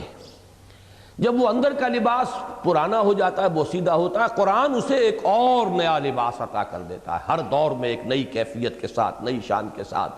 کل یوم ہوا فی شأن جیسے کہا گیا ہے، اللہ تعالیٰ ہر دن ایک نئی شان سے جلوہ گر ہوتے ہیں، ایک نئی ان کی یوں سمجھیے کہ توجہ کہہ لیں، عمل کہہ لیں، ان کی تخلیقی قوتیں، ان کی تخلیقی جو بھی انرجی ہے وہ اور شکل کے اندر ظاہر ہوتی ہے۔ یہ کوئی ایک سٹیٹک کانسیپٹ نہیں ہے کائنات کا، بلکہ یہ کہ یہ کائنات ابھی ناتمام ہے شاید، کہ آ رہی ہے دمادم صدائے کن فیکون۔ اسی طرح قرآن مجید بھی کسی ایک خاص دور کے لیے نازل نہیں ہوا، زمانے بدلتے جائیں گے، پرانے لباس کے مانند زمانہ جو ہے وہ اپنے ادوار کو تبدیل کرتا رہے گا۔ قرآن می دہت قرآن جہان دیگرش، ایک نیا جہان قرآن اس کے سامنے پیش کرتا رہے گا۔ اب اس سے اگلا قدم آ رہا ہے، یہ تو ایمان کی ایک تعبیر ہے، قرآن سے ایمان، ایمان سے یہ کیفیات۔ تبدیلی اگر حقیقی اور واقعی ہو تو اس کے کوکھ سے لازماً تصادم اور کشمکش جنم لیتے ہیں۔ یہ فقرہ بہت ہی عمدہ فقرہ ہے، اس کو انڈرلائن کر لیجیے۔ دیکھیے آپ ایک خاص ماحول میں رہ رہے ہیں، کوئی فرکشن نہیں، کوئی تصادم نہیں، جو لوگوں کی سوچ ہے وہ آپ کی سوچ ہے، جو لوگوں کی جس چیز کی فکر ہے وہی آپ کی فکر، اسی کی فکر آپ کو دامن گیر ہے، تو کہیں بھی کوئی فرکشن نہیں ہوگی، تصادم نہیں ہوگا۔ دفعتاً آپ کی دنیا بدل گئی، آپ کی سوچ بدل گئی، آپ کا فکر بدل گیا، آپ کی دلچسپیاں بدل گئیں، آپ کے ارادے، امنگیں، عزائم بدل گئے۔ اب اس ماحول کے ساتھ تصادم آپ کا ناگزیر ہے۔ نہیں ہو رہا تو اس کا مطلب ہے تبدیلی صرف سطحی سی ہے، اوپر سے رنگ لگا لیا گیا ہے، وہ ملمع ہے، حقیقی نہیں ہے۔ تبدیلی اگر حقیقی اور واقعی ہو تو اس کے کوکھ سے تصادم اور کشمکش لازماً جنم لے۔ اس جملے کو پھر میں کہہ رہا ہوں کہ انڈرلائن کیجئے، یہ ایک انڈیکس ہے، پیمانہ ہے۔ اگر وہ تصادم نہیں ہے تو تبدیلی حقیقی نہیں ہے۔ ذالک قولہم بافواہہم، یہ ان کی زبانوں سے نکلنے والے الفاظ ہیں، ان کے اندر کوئی معنی نہیں ہے، حقیقت نہیں ہے۔ جن کے مراحل تبدیلی کی نوعیت اور مقدار کی نسبت سے کم و بیش ہو سکتے ہیں، مراحل بدلیں گے کشمکش کے، ان کے اندر کہیں زیادتی ہوگی، کہیں کمی ہوگی، لیکن کشمکش اور تصادم یہ لازماً نتیجہ ہے تبدیلی کا۔ ایمان نے جو تبدیلی صحابہ کرام میں پیدا کی، اس نے جس تصادم اور کشمکش کو جنم دیا، اس کے جملہ مدارج و مراحل کا جامع عنوان ہے جہاد فی سبیل اللہ۔ جہاد کے معنی ہم نے بتائے، مجاہدہ، جہاد، کشاکش، کھینچ تان، کشمکش، تصادم، مقابلہ، آپ اپنا سا زور لگا رہے ہو، دوسرے اپنا سا زور لگا رہے ہو۔ اسی کے لیے میں نے پہلے لفظ جہاد استعمال نہیں کیا، تصادم اور کشمکش۔ تبدیلی اگر حقیقی اور واقعی ہوگی تو اس کے کوکھ سے تصادم اور کشمکش لازماً جنم لیں گے۔ وہ تبدیلی اگر وہ تبدیلی ہے جو ایمان پیدا کرتا ہے تو اس کے نتیجے میں جہاد فی سبیل اللہ پیدا ہوگا۔ مراحل اور مدارج مختلف ہو سکتے ہیں، لیکن اس کو جان لیجئے کہ ایمان کا لازمی نتیجہ جہاد فی سبیل اللہ۔ یہی ہے جو میں نے آیت شروع میں بھی جو ہے تلاوت کی تھی، ایمان حقیقی کی ڈیفینیشن سورہ حجرات کی وہ انتہائی اہم اور مرکزی آیت، انما المؤمنون الذین آمنوا باللہ ورسولہ ثم لم یرتابوا وجاہدوا باموالہم وانفسہم فی سبیل اللہ۔ حقیقتاً تو مومن صرف وہ ہے جو ایمان لائے اللہ پر اور اس کے رسول پر، پھر شک میں نہیں پڑے، یقین کی کیفیت، اور اس یقین کا ظہور، اس کا مظہر وجاہدوا باموالہم وانفسہم فی سبیل اللہ، پھر جہاد کیا انہوں نے اپنی جانوں اور مالوں کے ساتھ اللہ کی راہ۔ اب اس کشمکش کے مراحل کو سمجھیے، اسی لیے میں کہتا ہوں مجھے اپنی تحریر بہت پسند ہے، میرے پورے قرآنی فکر کا خلاصہ ہے اس میں، پورے منتخب نصاب کا لب لباب ان 6 صفحات کے اندر ہے، بلکہ اس کے اندر اضافی بات وہ ہے جو میں نے عرض کیا کہ قرآن کی طرف سے جو توجہ ہٹی ہے تو اس کا پروسیس شروع کہاں سے ہوا ہے، وہ اضافی بات ہے جو منتخب نصاب کا موضوع نہیں ہے۔ منتخب نصاب کا موضوع تو ایمان، عمل اور پھر جہاد، اور جہاد کے مراحل یہی ہیں، اس سب کا خلاصہ ان 6 صفحات میں بلکہ 4 صفحات میں ہے۔ اس تصادم اور کشمکش کا اولین ظہور انسانوں کی اپنی شخصیت کے داخلی میدان کارزار میں ہوا، کیونکہ انسان بھی تو کوئی ایک شخصیت نہیں ہے، انسان میں 2 شخصیتیں ہیں، انسان میں اس کے اینیمل انسٹنکٹس بھی ہیں، اس کا اڈ ہے، اس کا لیبیڈو ہے، اس کی نفسانی خواہشات ہیں، اسے مال سے محبت ہے، انہ لحب الخیر لشدید، وہ دنیا میں غلبہ چاہتا ہے، ڈومینیشن چاہتا ہے، بغیم بینہم یہ بھی اس کے اندر موجود ہے۔ تو اب ظاہر بات ہے کہ ایمان جو ہے وہ داخل ہوا دل میں، اور اس دل کے اوپر نیچے سے بھی کچھ اثرات آ رہے ہیں، اس کے نفس امارہ کے۔ اب یہاں ایک میدان کارزار جو ہے انسان کی اپنی شخصیت کی، باطنی شخصیت کے میدان میں اب ایک جنگ شروع ہو جائے گی۔ سب سے پہلے یہ جنگ ہے، یہ تصادم ہے جس کا نام جہاد ہے، جہاد مع النفس۔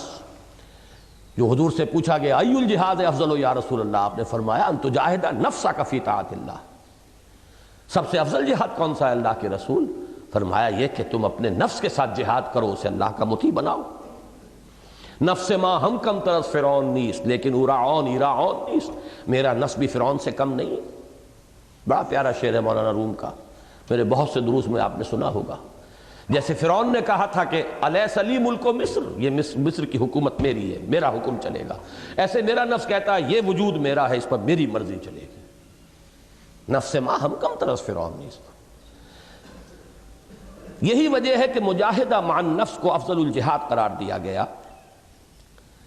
پھر جب یہ ایمان اشخاص کے باطن میں اس طرح راسخ اور مستولی ہو گیا کہ ریب اور تشکک کے کانٹے نکل گئے، ریب، شک، تشکک، یہ شک ہی سے باب تفاعل میں شک حاصل کرنا، شک میں پڑ جانا، یہ کانٹے نکل گئے، تو اسی جہاد و مجاہدے کا ظہور عالم خارجی میں ظالموں، سرکشوں اور خدا کے باغیوں سے کشمکش اور تصادم کی صورت میں ہوا، جس کا مقصد قرار پایا تکبیر رب وربک فکبر۔ تو یہ 2 جہاد ہو گئے۔ پہلا اندر ہوا ہے، اپنی شخصیت کے اندر۔ اب اسی کیفیت کو کہا جاتا ہے، جب میں نے یہ کہا کہ جب یہاں پر تمکن حاصل ہو گیا، راسخ اور مستولی ہو گیا، اسی کا نام ہے یا ایتھا النفس المطمئنہ ارجعی الی ربک راضیۃ مرضیہ۔ جب تک یہ ایمان، اور ایمان ظاہر بات ہے کہ وہ تو غذا بنی ہے قلب اور روح کی، اور ادھر سے انسان کے جو لوور انسٹنکٹس ہیں، اینیمل انسٹنکٹس ہیں، ان کا دباؤ پڑ رہا ہے، کشمکش ہو رہی ہے۔ جب تک کیفیت یہ تھی کہ یہ اینیمل انسٹنکٹس غالب تھے تو ان النفس لامارۃ بالسوء، یہ نفس تو برائی کا حکم دیتا ہی ہے اور ہم ہاتھ جوڑ کر اس کی پیروی کرتے ہی ہیں۔ یہ ہے کیفیت اولا، پہلی کیفیت۔ اب ایک کشمکش ہوئی، کبھی آپ ور ہو گئے، ایمان جیت گیا، کبھی نفس جیت گیا۔ اگر یہ کیفیت ہے، اس کا نام ہے نفس لوامہ، کہ جب نفس جیت جاتا ہے تو اندر سے کوئی ملامت کرنے والی شے، یہ کیا کیا تم نے، یہ غلط کام کیا تم نے، یہ نہیں کرنا چاہیے تھا۔ یہ نفس لوامہ کی کیفیت ہے۔ ابھی گویا کہ ڈاما ڈول معاملہ ہے، سی سو ہے، کبھی یہ اوپر ہو گیا، کبھی یہ اوپر ہو گیا، جیسے کہ وہ بچے کھیلتے ہیں۔ لیکن جب یہ جہاد مع نفس جو ہے، اندر کا جہاد، یہ جب اس کیفیت کو پہنچ گیا کہ قلب اور روح کو غلبہ حاصل ہو گیا، نفس کے اوپر اس کا استیلا، اس کا غلبہ، اس کا تحکم، اس کا کنٹرول، یہ پوری طریقے سے جم گیا۔ اب یہ ہے مطمئن، یا ایھا النفس المطمئنہ ارجعی الی ربک راضیۃ مرضیہ۔ بہرحال یہ تو ہے وہ اندر کی 3 سٹیجز۔ اب یہ باہر نکلا ہے جہاد وہاں سے، تو وہ کیا ہے؟ عالم خارجی میں ظالموں، سرکشوں اور خدا کے باغیوں سے کشمکش اور تصادم کی صورت میں ہوا، جس کا مقصد قرار پایا تکبیر رب۔ تکبیر رب سورہ مدثر، یا ایھا المدثر قم فانذر وربک فکبر۔ اب دیکھیے پہلا جہاں سے آغاز تھا ہمارا وہ انذار تھا، ہوش میں آؤ، جاگو، القاریہ ملقاریہ وما ادراک ملقاریہ، یہ انذار تھا۔ اور دوسرا وربک فکبر، اب یہ تکبیر رب ہے، رب کی بڑائی بالفعل قائم کی جائے، پہلے اس کا چرچا کیا جائے، اعلان کیا جائے، غلغلہ بلند کیا جائے، اور پھر کشمکش کرتے ہوئے جو بھی خدائی کے دعوے دار بن کر بیٹھے ہوئے ہیں ان سے پنجہ آزمائی کر کے، اور اللہ کے کلمے کی سربلندی، اللہ کے دین کا غلبہ، اس کو اسٹیبلش کیا جائے، یہ تکبیر رب ہے۔ تو سورہ مدثر کا بھی ہمارا جو ہمارا مسلسل درس قرآن ہے، ابھی سورہ مزمل ہم نے ختم کی ہے، اگلا درس جو ہے سورہ مدثر کی ان 3 آیات ہی کا ہوگا انشاءاللہ۔ اقبال کے 2 اشعار اس میں بہت خوب ہیں۔ یا وسعت افلاک میں تکبیر مسلسل، یا خاک کی آغوش میں تسبیح و مناجات۔ سبحان اللہ سبحان اللہ سبحان اللہ، 1000 دانے کی تسبیح لے کر بیٹھے ہوئے ہیں، اور الحمدللہ الحمدللہ الحمدللہ یہ ہو رہا ہے، لیکن باطل کے غلبے سے کوئی فکر نہیں، کوئی تشویش ہی نہیں، کوئی چنتا ہی نہیں۔ وہ یا خاک کی آغوش میں تسبیح و مناجات، اور وہ ہے اللہ اکبر، اس کا نعرہ۔ یا وسعت افلاک میں تکبیر مسلسل، یا خاک کی آغوش میں تسبیح و مناجات، وہ مسلک مردان خداگاہ خدا مست۔ اب دیکھیے دونوں الفاظ جو کل بھی آئے تھے، معرفت ربانی اور معرفت نفس، اپنے آپ کو پہچانو اور اپنے رب کو پہچانو، اپنی حقیقت، اپنی عظمت، اپنا مقام۔ تو وہ مسلک مردان خداگاہ خدا مست، اور یہ مذہب ملا و جمادات و نباتات، یہ تسبیح و تحمید اور اس کی لمبی لمبی تسبیحیں، اور اس کے ساتھ یہ تو تسبیح کر رہا ہے کائنات کا ذرہ ذرہ، گھاس کا تنکا بھی پڑا ہوا تسبیح کر رہا ہے، ہر شے یسبح للہ ما فی السماوات و ما فی الارض۔ انسان سے تو کچھ اور درکار تھا، فرشتوں نے بھی یہی کہا تھا نحن نسبح بحمدک ونقدس لک، پروردگار ہمارے سمجھ میں نہیں آ رہا کمی کون سی ہے، تسبیح و تحمید و تقدیس میں لگے ہوئے ہم، کس لیے یہ خلافت اور کس لیے آدم کی تخلیق؟ تو معلوم ہوا انسان سے کچھ اور درکار ہے، کچھ اور مطلوب ہے۔ وہ جو اقبال کے شعر ہیں شاید پوری طرح اس وقت مجھے مستحضر نہ ہو، کہ مقام بندگی دیگر مقام عاشقی دیگر۔ یہ مقام بندگی صرف انسان سے درکار نہیں، مقام عاشقی درکار ہے۔ بندگی تو کائنات کا ذرہ ذرہ کر ہی رہا ہے، انسان کے بھی سلوک میں پہلا مرحلہ ہے بندگی، اس سے آگے تو عاشقی ہے۔ عاشقی کیا ہے؟ ز نوری سجدہ می خواہی، ز خاکی بے شذا خواہی۔ نوری مخلوق سے، ملائکہ سے تو سجدہ چاہیے، تسبیح چاہیے، تحمید چاہیے، اور خاکی انسان سے کچھ اور چاہیے۔ چنا خود را نگہداری کہ بائی بے نیازی ہا، شہادت بر وجود خود ز خون دوستاں خواہی۔ بندوں سے تو درکار یہ ہے کہ اب میری راہ میں آؤ، جنگ کرو، گردنیں کٹواؤ، خون دوستاں، اپنے دوستوں کے خون سے اپنے وجود پر شہادت چاہیے تجھے۔ بندوں سے یہ درکار ہے، اس خاکی وجود سے اور نوری وجود سے صرف سجدہ اور تسبیح و تحمید۔ وہ مقام بندگی ہے، یہ مقام عاشقی ہے۔ مقام بندگی دیگر مقام عاشقی دیگر، ز نوری سجدہ می خواہی، ز خاکی بے شذاں خواہی، چنا خود را نگہداری کہ بائی بے نیازی ہا، شہادت بر وجود خود ز خون دوستاں خواہی۔ بہرحال یعنی اللہ تعالیٰ کی کبریائی کا اقرار و اعلان اور اس کی حاکمیت مطلقہ کا بالفعل قیام و نفاذ۔ اب یہ 2 چیزوں کو نوٹ کر لیجئے۔ تکبیر جب ہم کرتے ہیں، اللہ اکبر کہتے ہیں، تو ایک طرف اقرار و اعلان ہو گیا، ہم نے مانا اللہ سب سے بڑا ہے، ہم نے اعلان کر دیا اللہ سب سے بڑا ہے۔ لیکن اگلا مرحلہ یہ ہے اس اقرار اور اعلان کی تنفیذ، واقعتاً اللہ بڑا ہو جائے، صرف تمہارے کہنے کے اندر بڑا نہ رہے، پورا نظام زندگی اس کے حکم کے تحت آ جائے، تاکہ اس کی مرضی جیسے آسمان پر پوری ہوتی ہے ویسے ہی زمین پر بھی پوری ہو۔ یہ ہے وہ لارڈس پریئر عیسائیوں کی جو ہے، حضرت مسیح علیہ السلام نے جو تلقین فرمائی۔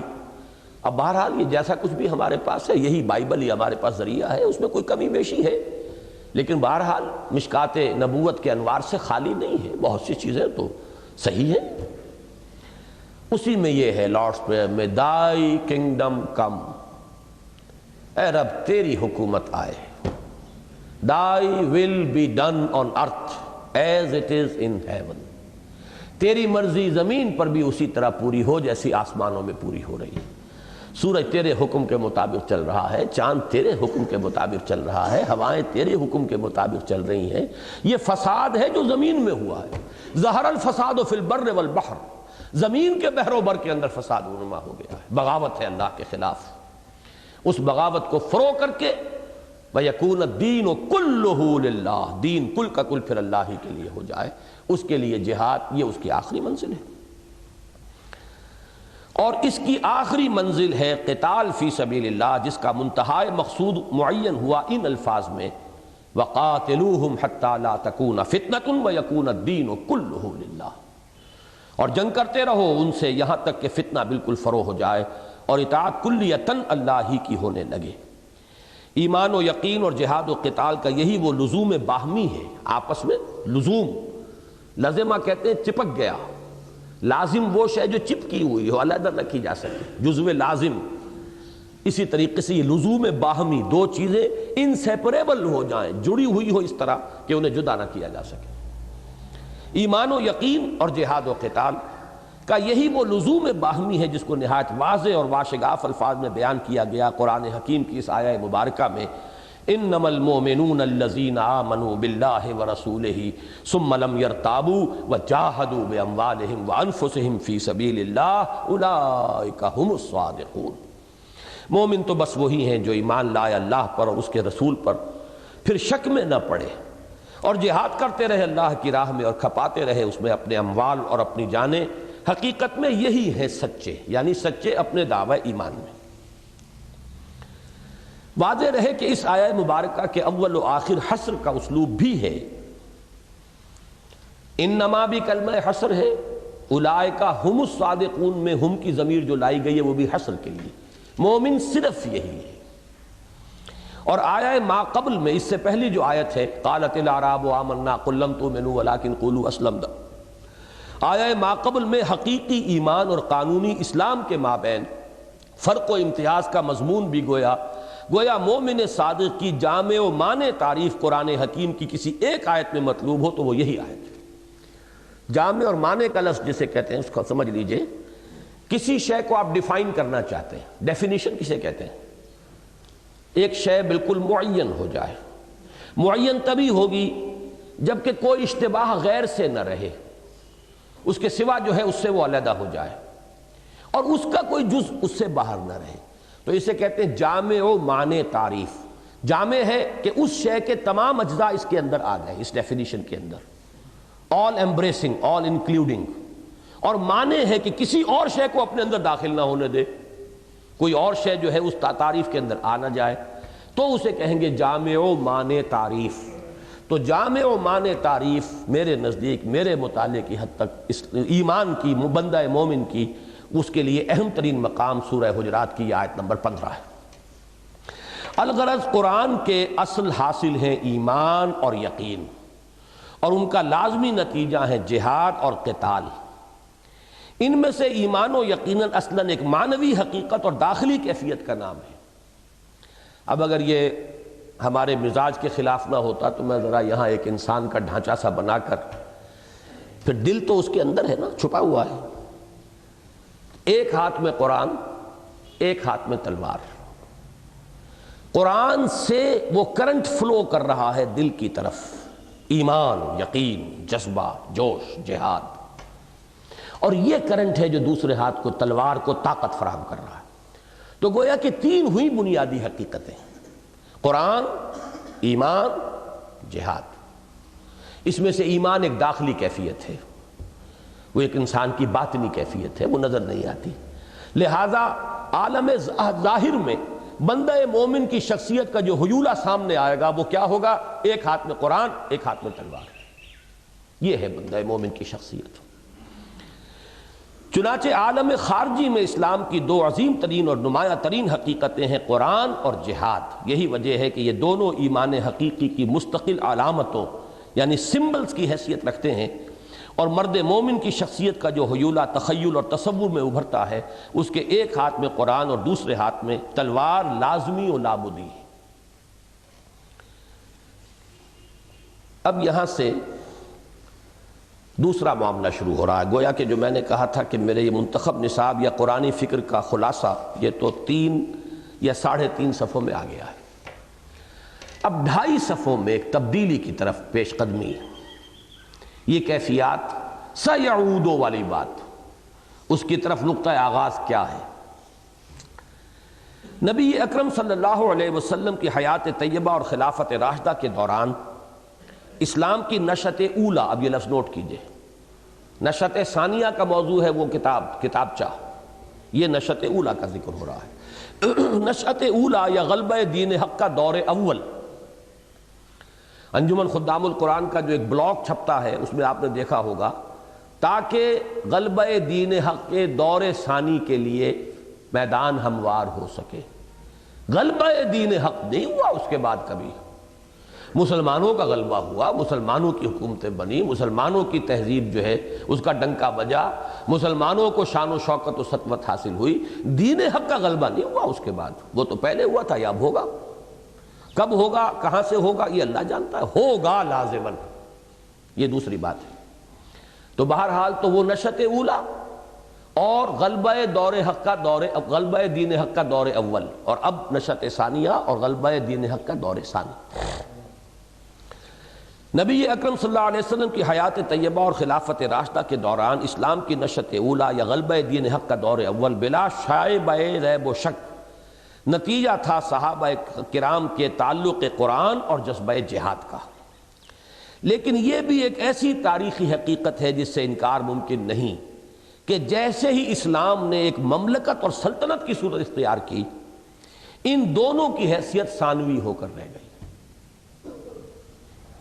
اب یہ سلطنت اور مملکت دور خلافت راشدہ کو اس سے خارج کر دیجئے، کہنے کو وہ بھی ایک حکومت تھی، لیکن اسی لیے ہم کہتے ہیں خلافت راشدہ کو خلافت علی منہاج النبوہ۔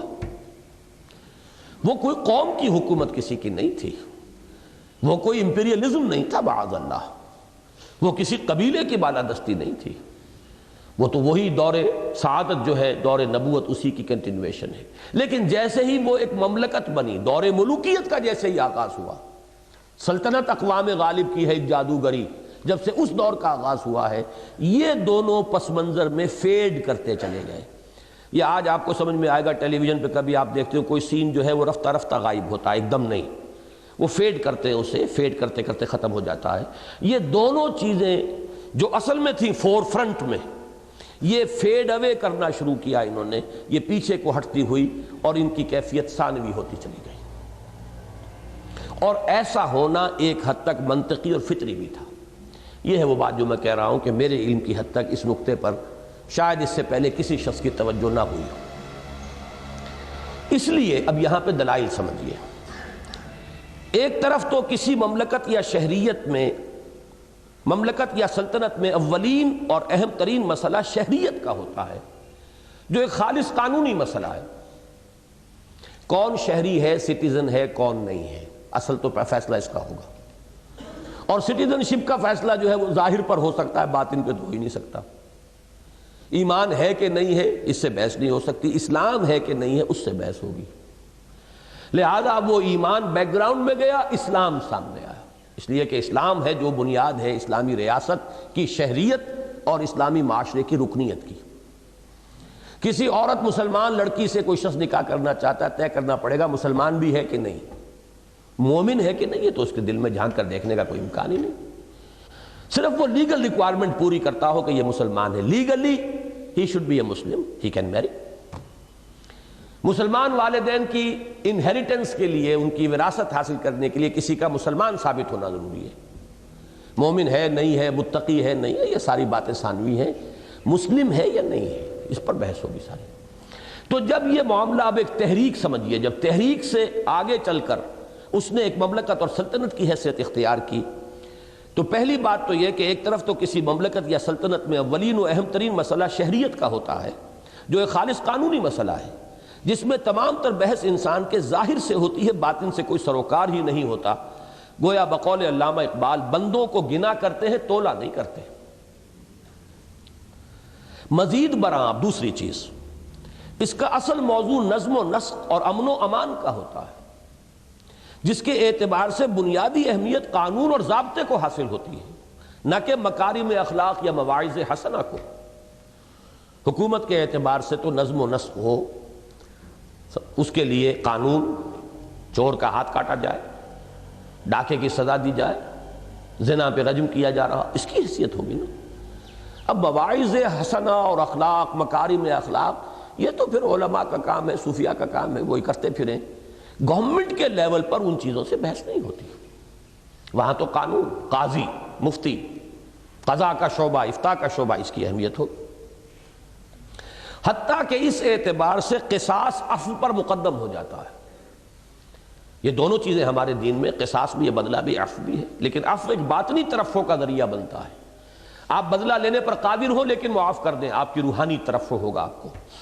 لیکن یہ کہ اگر آپ کسی کو قانون بنا دیں تو جو بدمعاش ہیں ان کی حوصلہ افزائی ہوگی.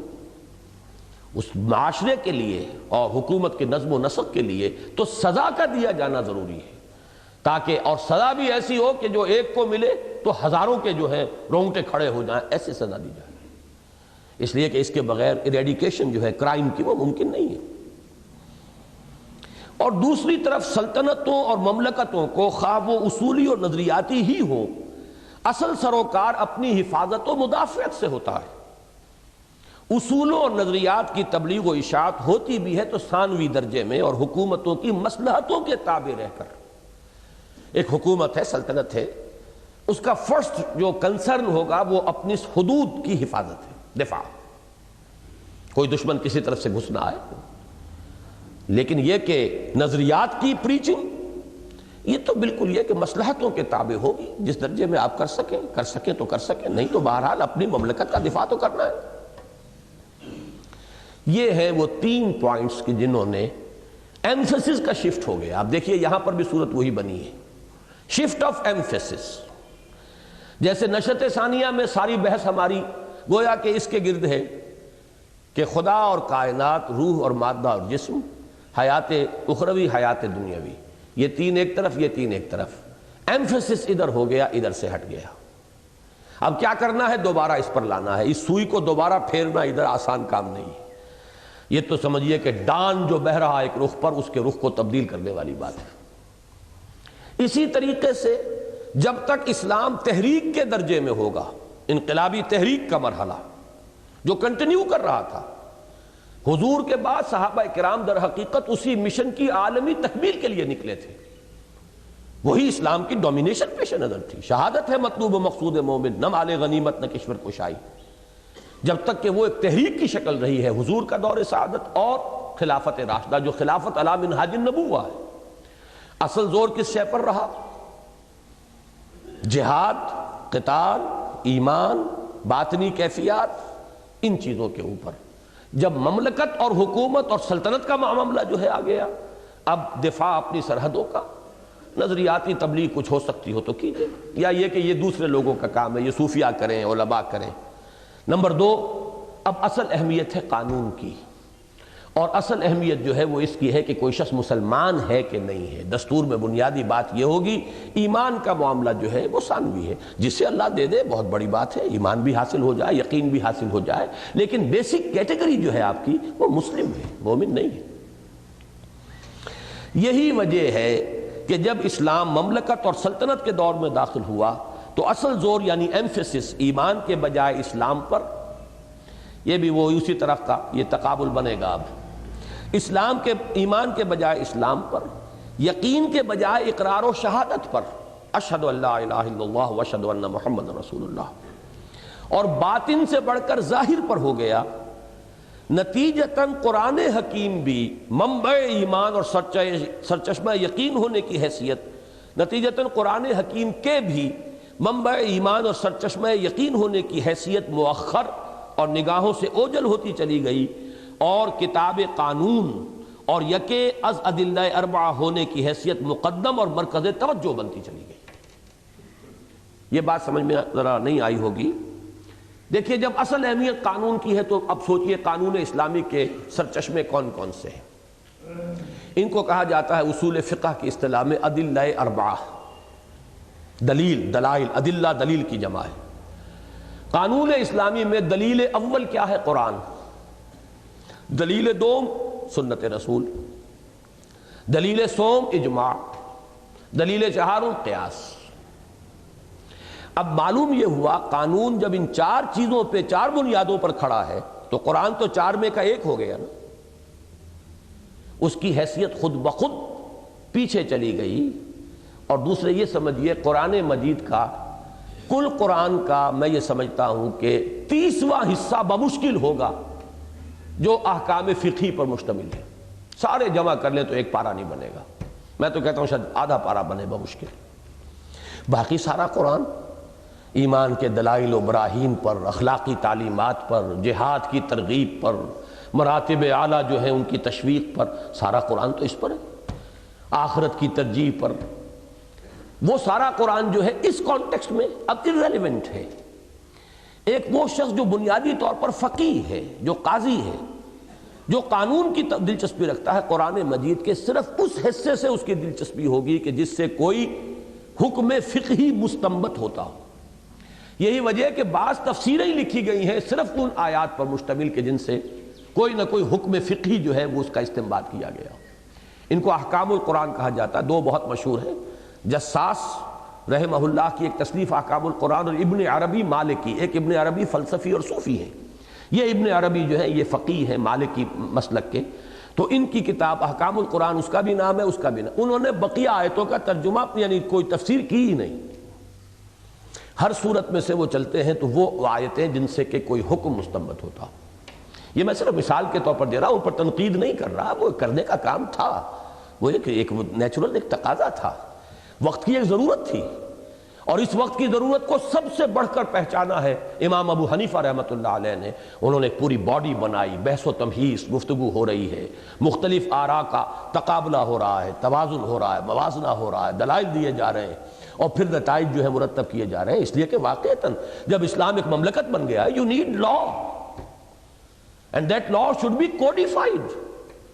اس لیے کہ فیصلے کرنے ہیں، ایک قاضی بیٹھا ہوا ہے، وہ کس کے مطابق فیصلہ کرے گا؟ ہر قاضی جو ہے وہ مجتہد تو نہیں ہے اپنی جگہ پر، ایک بڑی وسعت کے ساتھ جو ہے، بڑی تیزی کے ساتھ مملکت وسعت پذیر ہے، ان میں ہر جگہ آپ کو نظم و نسق کا معاملہ ہے، قاضی بھیجنے ہیں، مفتی بھیجنے ہیں، تو ان کے لیے ٹریننگ درکار ہے، پوری سول سروس جو ہے اس کے لیے آپ کو ٹریننگ درکار ہے۔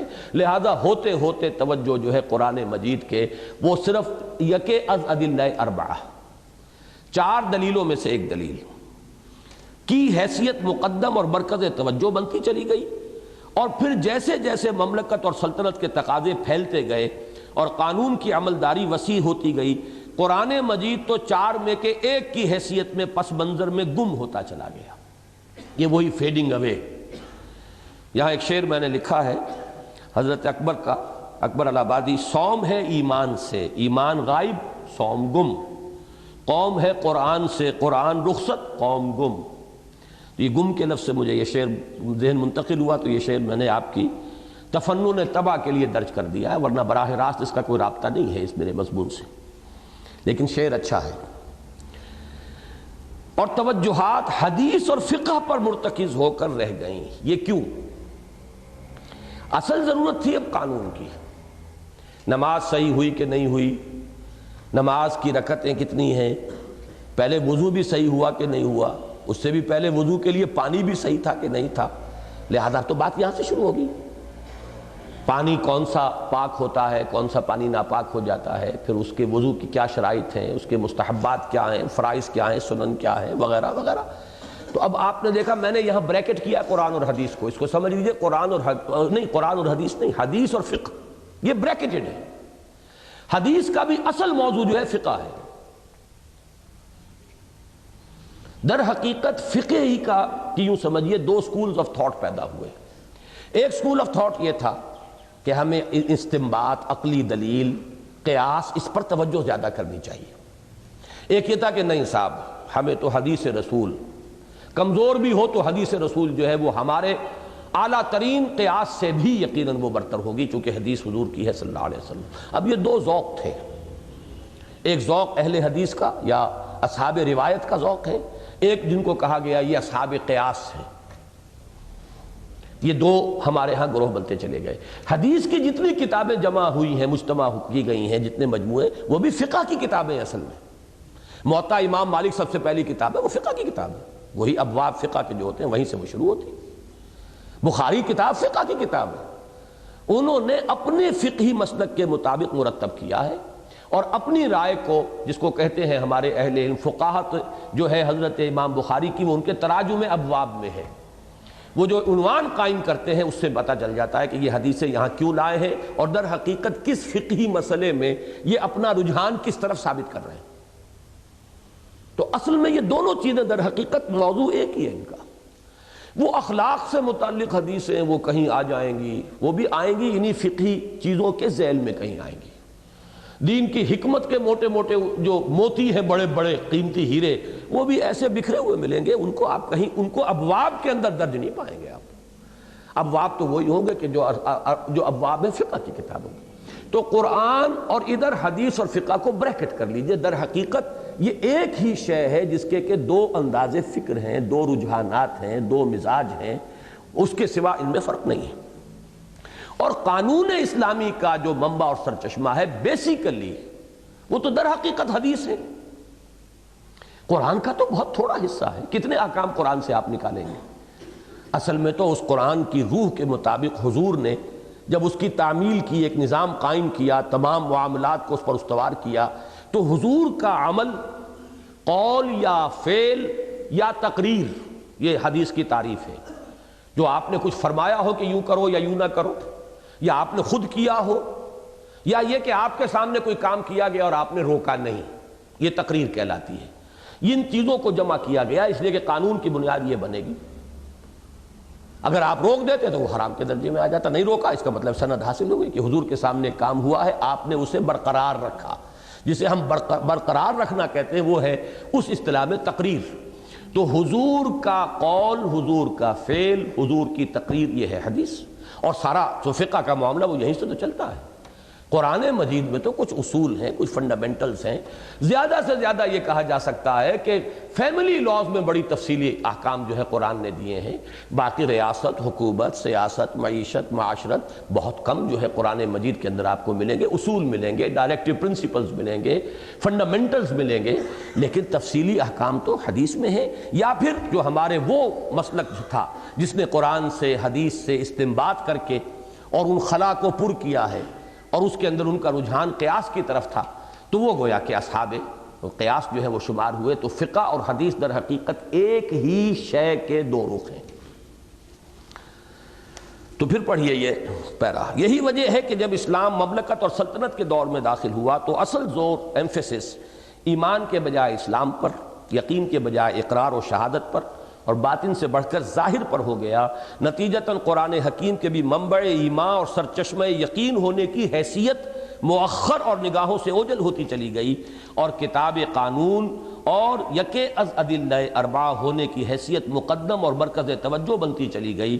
اور پھر جیسے جیسے مملکت اور سلطنت کے تقاضے پھیلتے گئے اور قانون کی عملداری وسیع ہوتی گئی، قرآن مجید تو چار میں سے ایک کی حیثیت میں پس منظر میں گم ہوتا چلا گیا، اور توجہات حدیث اور فقہ پر مرتکز ہو کر رہ گئیں۔ ستم بالائے ستم، یہ بہت اہم اب نقطہ آ رہا ہے۔ قرآن جب پس منظر میں گیا تو ٹوٹلی گیا نا پس منظر میں، نتیجہ کیا نکلا کہ اس کا فلسفہ اخلاق، اس کا فلسفہ ایمان، ایمان کے لیے اس کے دلائل، اس کا استنباط، اس کا تزکیہ نفس کا طریق، اس کی نفسیات، یہ ساری چیزیں بھی تو پس منظر میں گئیں۔ جب ایز اے ہول پس منظر میں فیڈ کر رہا ہے، نتیجہ یہ کہ خلا پیدا ہوا. اس خلا کو بھی ستم بالائے ستم یہ ہے کہ اب ادھر ادھر سے مستعار چیزیں مانگ کر خلا پر کیا گیا. اس میں سمجھتا ہوں کہ یقیناً چشتی صاحب کا وہ مضمون کہیں مل گیا مجھے، میں نے کہا تو تھا تلاش کیا جائے، ملا نہیں ہے تو اسے دوبارہ ہم شائع کر دیں گے عنقریب کسی پرچے میں، حکمت میں انشاءاللہ. بہت قیمتی مضمون تھا، اور ان کا زور اس پر تھا کہ جب عالم اسلام میں ملوکیت اور سرمایہ داری دو چیزیں راسخ ہو گئیں تو یہ کانشس ایفرٹ تھی، جان بوجھ کر قرآن کو بند کیا گیا ہے تاکہ یہ حقائق لوگوں کے سامنے نہ آئے قرآن کی تعلیمات کی، ورنہ وہ ہمیں کوشچن کریں گے، چیلنج کریں گے. یہ جو سرمایہ داروں کی جو مذمت ہوتی ہے قرآن مجید میں، ان کے اوپر جس طریقے سے گولہ باری ہوتی ہے سورتوں کے اندر، وَيْلٌ لِكُلِّ هُمَزَةٍ لُمَزَةٍ الَّذِي جَمَعَ مَالًا وَعَدَّدَهُ يَحْسَبُ أَنَّ مَالَهُ أَخْلَدَهُ كَلَّا لَيُنبَذَنَّ فِي الْحُطَمَةِ. تو وہ تو چاہتے تھے یہ بند ہی رہے تو بہتر ہے. ان چیزوں کی بجائے ادھر ادھر سے لاؤ، کوئی فلسفے کہیں اور سے لاؤ، اخلاقیات کے لیے تعلیم کہیں اور سے لاؤ، تصوف کے لیے نظریات کہیں اور سے مانگو جو انہیں پیسو تصوف سکھائیں. ایکٹیو تصوف کہیں ان کے سامنے نہ آ جائے جو چیلنج کرے، کھڑا ہو جائے میدان کے اندر، چیلنج بن کر مقابلے کے اندر آ جائے. وہ نہیں چاہیے. وہ چاہیے جو انہیں مست رکھو ذکر و فکر صبح گاہی میں، اسے پختہ تر کر دو مزاج خانقاہی میں، اسے اسی میں عافیت ہے. ہماری بادشاہت، ہماری سرمایہ داری، اس کے لیے اگر کہیں سے تحفظ مل سکتا ہے تو اسی طریقے سے مل سکتا ہے.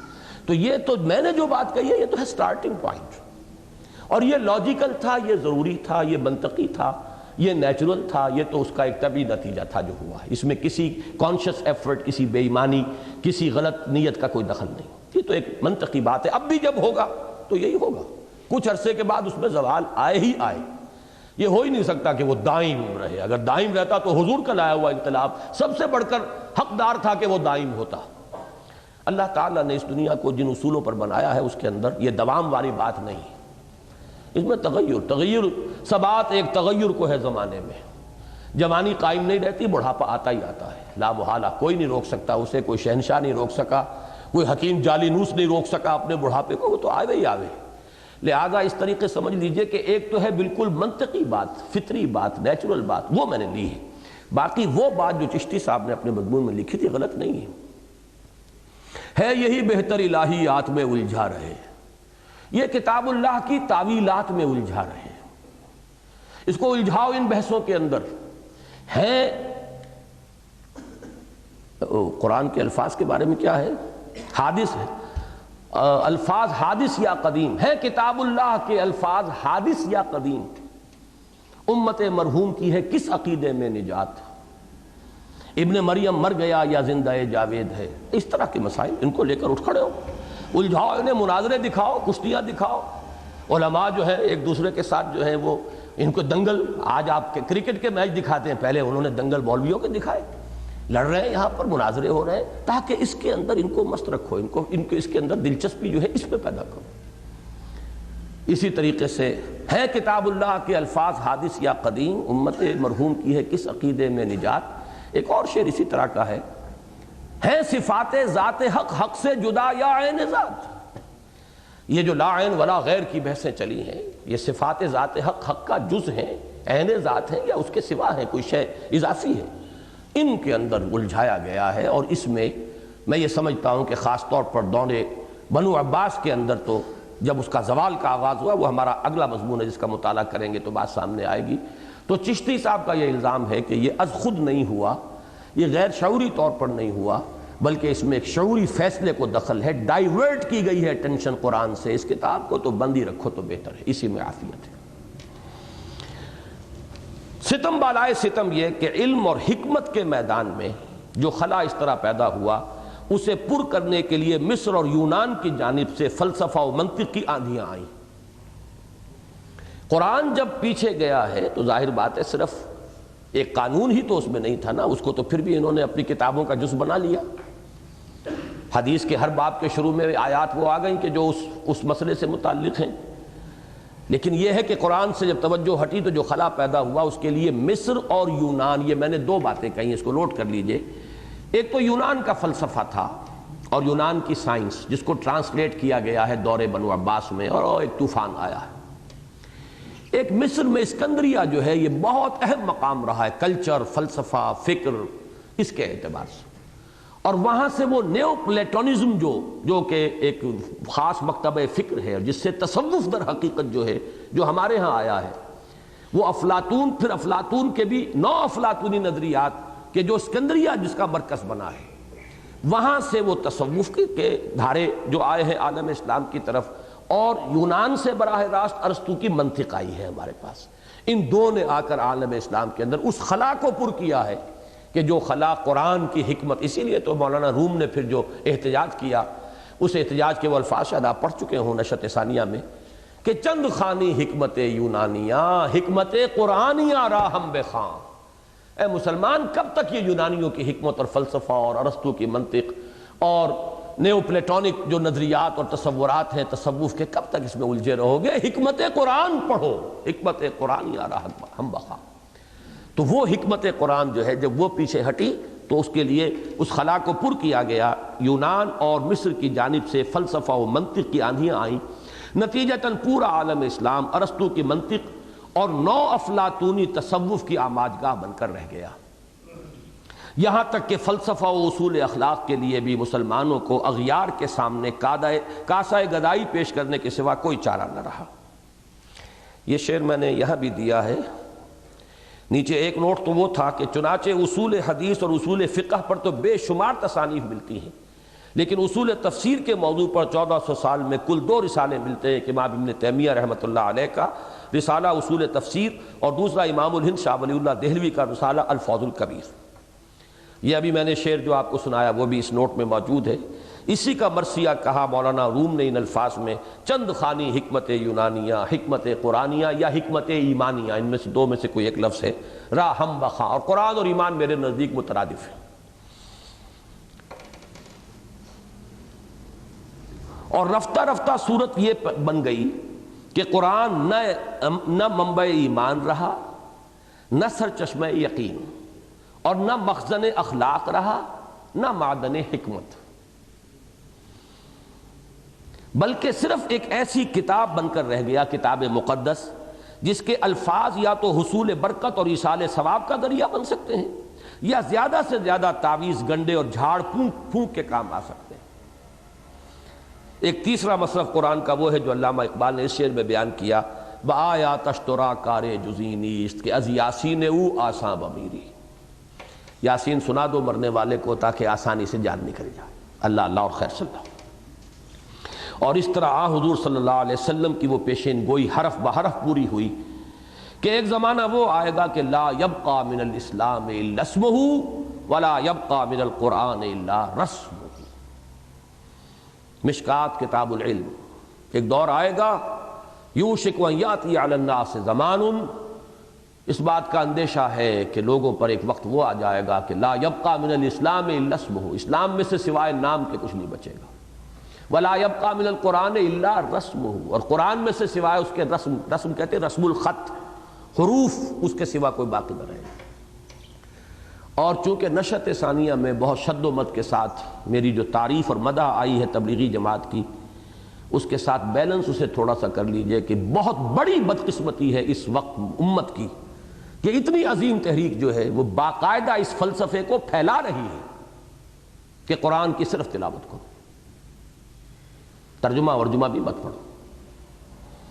اور مولانا اخلاق حسین قاسمی دہلی والے جو ہیں، انہوں نے تو باقاعدہ اس پر ماتم کیا ہے کہ جیسے جیسے تبلیغی جماعت، ان نام تو تبلیغی نہیں لیا، یہ کہ باقاعدہ ایک تحریک چلی کہ نہ معلوم کتنی مسجدیں تھیں کہ جن میں شروع صبح کے وقت ترجمہ قرآن یا درس قرآن ایک روایت کے طور پر چلا آ رہا ہے، کچھ نہ کچھ تو کان میں پڑتا تھا، ختم ہو چکا اب سوائے فضائل کی کتابوں کی تلاوت کے کچھ نہیں۔ ایک انسٹیٹیوشن کے درجے میں، ایک باقاعدہ فلسفے کے درجے میں اس کو یہ کیفیت جو ہے کہ صرف رسم الخط اس کا ہے، پڑھو، پی ایچ ڈی ہو تب بھی کوئی حرج نہیں، اور تم ڈاکٹر ہو تب بھی کوئی حرج نہیں، باقی مسئلہ پوچھنا وہ ہم سے پوچھو، علماء سے پوچھو، باقی تمہیں سیکھنا کیا ہے؟ ایمان تمہیں صرف محنت سے مل جائے گا، نماز پڑھو گے ایمان ملے گا، باہر نکلو گے تکلیفیں اٹھاؤ گے ایمان ملے گا، یہ فلسفہ ہے مکمل۔ میں نے ایک حصے کی تسلیم کی ہے کہ واقعتاً عمل کے ذریعے سے بھی ایمان پیدا ہوتا ہے، اس میں کوئی شک نہیں، جہاں جو بات ہے اس کو ماننا چاہیے۔ ہم حقیقت کو تسلیم نہیں کریں گے تو اپنا نقصان کریں گے، ان کا کچھ نہیں بگڑتا۔ جو حقیقت جہاں بھی ہے اس کا اعتراف کیجئے، اسی میں آپ کی عافیت ہے، آپ کا فائدہ اسی میں، آپ کے ذہن کا صحیح رخ پر ارتقاء ہوگا، آپ کی سوچ صحیح سمت میں آگے بڑھے گی۔ اگر آپ نے کسی حقیقت کو کسی دشمنی کی وجہ سے اٹھا کر پھینک دیا تو نقصان آپ کا ہوگا، آپ کے فہم میں کجی پیدا ہو جائے گی مستقل۔ لہذا کوشش میری یہ ہوتی ہے جہاں جو بات ہے اس کو مانو، وہ حقیقت ہے وہاں، لیکن اس کے لیے ایمان کی محنت کیا ہے؟ نکلو، اللہ کی راہ میں تکلیف اٹھاؤ، مصیبت جھیلو، بے آرامی برداشت کرو، اور پھر یہ کہ ایک ماحول ہے اس کے اندر نماز پڑھیں گے۔ ظاہر بات ہے چلہ جو شخص لگاتا ہے 40 دن تو اس کی نماز باجماعت ہوئے ہی ہوئے، وہ اور کیا کرے گا وہاں؟ اسے تو 40 دن جو ہے یہی کام کرنا ہے، اس کی ایک عادت بنتی ہے، اس سے فائدے ہیں اپنی جگہ پر، جو فوائد ہیں ان کا انکار نہیں۔ ایمان کی حد تک بھی میں مانتا ہوں کہ ایک نان انٹلیکچول ایمان جو ہے، غیر شعوری ایمان یقیناً پیدا ہوتا ہے، لیکن یہ کہ دوسری طرف اس کو بیلنس کیجئے یہاں کہ قرآن مجید پر سے توجہ کو اس وقت یوں سمجھیے کہ اگر کوئی کوششیں ہو بھی رہی ہیں دوبارہ ارتکاز توجہ قرآن کی طرف کرنے کے لیے، تو اس کی باقاعدہ نفی ہو رہی ہے اس تحریک کی طرف سے کہ یہ کام غلط ہے۔ اچھا، یہ تو ہوا معاملہ قرآن کے ساتھ، دو حقیقتیں تھیں، قرآن، جہاد۔ قرآن کا معاملہ جو شروع ہی میں ہو گیا مملکت اور سلطنت کی صورت اختیار کرنے کے بعد منطقی طور پر وہ ہم نے سمجھ لیا۔ اب جہاد کا کیا معاملہ، اس کا حشر اس سے بھی برا ہوا۔ بعین ہی یہی معاملہ جہاد کے ساتھ بھی ہوا۔ جب اصل زور ایمان پر نہ رہا بلکہ اسلام پر ہو گیا تو جہاد بھی جو ایمان حقیقی کا رکن رکین تھا خود بخود نگاہوں سے اوجھل ہوتا چلا گیا، اور ساری توجہ ارکان اسلام پر مرتکز ہو گئی جن کی فہرست میں جہاد سرے سے شامل ہی نہیں۔ گویا جہاد پر ظلم قرآن سے بھی بڑھ کر ہوا، اس لیے کہ قرآن تو خواہ 4 میں کے 1 کی حیثیت ہی سے صحیح بہرحال شریعت کے اصول 4 میں شامل تو ہے۔ جہاد تو نہ صرف یہ کہ اسلام کے ارکان 5 میں شامل نہیں بلکہ نظام فقہ میں بھی اس کی حیثیت فرض عین کی نہیں بلکہ صرف فرض کفایہ کی ہے۔ بات سمجھ میں آ گئی؟ جب ساری توجہ اسلام پر ہوئی تو اسلام کے ارکان 5 وہی ہیں جن میں جہاد کا نام ہی نہیں۔ بنی الاسلام علی 5 شہادت اللہ الہ الا اللہ وان محمد رسول اللہ واقام الصلاۃ وایتاء الزکوٰۃ وصوم رمضان وحج البیت من استطاع الیہ سبیلا۔ حدیث صحیح ہے، حضرت عبداللہ ابن عمر سے ہے رضی اللہ تعالی عنہما۔ پھر حدیث جبرائیل میں بھی ڈیفینیشن یہی ہے، ارکان اسلام میں آپ جہاد کو شامل نہیں کر سکتے، اس لیے کہ اسلام در حقیقت بنیاد ہے مسلمان معاشرے میں شمولیت اور اسلامی ریاست کے شہری ہونے کی۔ اس میں یہ نہیں، اس میں وہی 5 رکن ہیں، اس میں تو یقین قلبی بھی شامل نہیں، صرف اقرار ہے، شہادت ہے۔ البتہ اسی کو میں یوں سمجھایا کرتا ہوں کہ اسلام کے یہ 5 ارکان ہیں، ایمان کے ارکان میں 2 اور شامل ہو جائیں گے، ایمان کے 7 ارکان ہوں گے۔ یہ نہیں کہ نماز اس کا رکن نہیں رہے گا، جب ایمان یقین والا پیدا ہو جائے گا تو نماز میں بھی اب اور کیفیت ہوگی، اب نماز واقعتاً معراج المومنین بن جائے گی، اب نماز واقعتاً قرۃ العین بنے گی انسان کی، قرۃ عین فی الصلاۃ۔ تو ان تمام میں نور پیدا ہوگا، ان میں کیفیت پیدا ہوگی، ان میں شدت پیدا ہوگی۔ مزید 2 چیزیں کیا ہوں گی؟ یقین قلبی اور جہاد فی سبیل اللہ۔ تو ایمان کے ارکان ہو گئے 7، اس لیے کہ اسلام عام ہے، ایمان خاص ہے، عام شے خاص میں شامل ہوتی ہے، لہذا 5 ارکان انٹیکٹ رہے اسلام کے، شہادت، کلمہ شہادت، نماز، روزہ، حج، زکوٰۃ۔ البتہ ایمان، اس میں 2 چیزیں مزید شامل ہو گئی، یقین قلبی، ایمان حقیقی اندر، اور جہاد انسان کے عمل میں۔ لیکن جو ہم نے آیت پڑھی ہے اس میں اسلام کے مقابلے میں ایمان کی بات آئی، لہذا جب صرف ایمان کی بات کی گئی تو صرف 2 چیزوں کا ذکر ہوا۔ جو آیت پڑھی تھی قرآن مجید کی سورہ حجرات کی آیت نمبر 15، وہ 2 چیزیں کیا ہیں؟ یقین اور جہاد۔ انما المؤمنون الذین آمنوا باللہ ورسولہ ثم لم یرتابوا وجاہدوا باموالہم وانفسہم فی سبیل اللہ۔ یوں سمجھیے کہ یہ 2 کا اضافہ ہوا ہے، باقی 5 چیزیں موجود ہیں درمیان میں، اقرار باللسان، نماز، روزہ، حج اور زکوٰۃ کے درمیان میں ہے، ادھر یقین قلبی، ادھر جہاد کا اضافہ کیجئے تو ایمان کے ارکان 7 ہو جائیں گے۔ اور اگر اسلام سے علیحدہ کر کے ایمان کے ارکان شمار کریں گے تو وہ 2 ہوں گے، یقین اور جہاد۔ لیکن ایمان اور اسلام کو جمع کر دیجئے تو 7 ارکان ہوں گے۔ بہرحال چلیے، گویا جہاد پر ظلم قرآن سے بھی بڑھ کر ہوا، اس لیے کہ قرآن تو خواہ 4 میں کہ ایک کی حیثیت ہی سے صحیح، بہرحال شریعت کے اصول 4 میں شامل تو ہے۔ جہاد تو نہ صرف یہ کہ اسلام کے ارکان 5 میں شامل نہیں، بلکہ نظام فقہ میں بھی اس کی حیثیت فرض عین کی نہیں، صرف فرض کفایہ کی ہے۔ یہ کیوں ہے؟ جہاد کے معنی آگے چل کر آپ کو معلوم ہو جائے گا، وہ صرف ہوا قتال کے معنی میں لفظ جہاد آیا، اور قتال کی ضرورت کہاں پیش آتی ہے؟ دفاع میں، مملکت کی حفاظت میں۔ وہاں جتنے لوگوں کی ضرورت ہے اتنے بھیج دیجئے، باقی جو ہے ان کی طرف سے فرض ادا ہو گیا۔ اب ہر شخص کو تو جنگ کے اندر حصہ نہیں لینا ہوتا، لہذا وہ اور فیڈ اوے کیا اس نے، اور پیچھے گیا۔ فقہ میں اس کی حیثیت جو ہے، چونکہ وہ وہاں مراد ہے جہاد سے قتال، یہ جہاد نہیں، دعوت، تبلیغ، محنت اور انقلاب کی ابتدائی مراحل یہ جہاد میں شامل نہیں ہے۔ فقہی اعتبار سے جہاد در حقیقت مساوی ہے قتال کے، اور قتال کی ضرورت جب مملکت کا دور آ گیا تو ضرورت کہاں پیش آئی؟ خود اس ہندوستان میں جو پہلی ایکسپیڈیشن آئی تھی وہ کوئی تبلیغ کے لیے نہیں آئی تھی۔ 80 برس بعد، یوں سمجھیے کہ حضور کے انتقال کے 80 برس بعد محمد بن قاسم جب آئے تو دین تبلیغ کرنے نہیں آئے تھے، وہ تو خلافت راشدہ کے ساتھ بات ختم ہو چکی تھی۔ اب تو توسیع مملکت کا معاملہ تھا، اور یہاں توسیع مملکت بھی نہیں تھی، یہاں تو یہ تھا کہ مسلمانوں پر حملہ ہوا تھا، ان کی عزت و آبرو پر ان کا قافلہ لوٹا گیا تھا۔ اس میں جب ان سے کہا گیا کہ جس کے علاقے میں یہ حادثہ ہوا ہے وہ کمپنسیٹ کرے، اس نے جو جواب دیا وہ الٹا اور توہین آمیز تھا۔ نتیجتاً اس کی گوشمالی کے لیے ایکسپیڈیشن آئی تھی، دعوت دین یا دین کے غلبے کی جد و جہد اس کے پیش نظر سرے سے نہیں تھی۔ حالانکہ ابھی یہ دور تابعین ہے، تابعین سے آگے کہہ لیجئے دور تبع تابعین کہہ لیجئے، اس سے زائد تو نہیں۔ تو تبدیلی جو ہے وہ میں پھر سین کی طرف توجہ دلا رہا ہوں، بدا الاسلام غریبا وسیعود کما بدا، وہ جو اصل دینی حقیقت ہے وہ تو بہت جلد پس منظر میں گئی ہیں، they faded away into the background deep، اور کچھ نئے تصورات جو ہیں جو دین کا جز ہیں، اس کا وہ دوسرا، اس دور میں وہ ثانوی تھے، اب وہ در حقیقت فور فرنٹ میں آئے۔ پڑھ لیجئے آگے۔ اس پر مستضاد یہ کہ جہاد کا تصور بھی مسخ ہو گیا، اور اس شجرہ طیبہ کی شاخوں کو جڑ اور تنے سے جدا کر کے، یعنی جڑ کیا تھی؟ مجاہدہ مع النفس، اس کے بعد تنا کیا تھا؟ دین کی دعوت و تبلیغ کے لیے جان اور مال کا کھپانا، اس کے بعد یہ ہے کہ دین کی اقامت کے لیے تلوار بھی ہاتھ میں لینا۔ تو جڑ اور تنے سے جدا کر کے ہر ایک کو مختلف رنگ دے دیا گیا، چنانچہ ایک طرف جہاد مع النفس کا رخ اعمال اور معاملات کی مجدھار سے پرے ہی پرے، اذکار و اوراد اور نفسیاتی ریاضتوں اور ورزشوں کی راہ یسیر، شارٹ کٹ کے جانب موڑ دیا گیا۔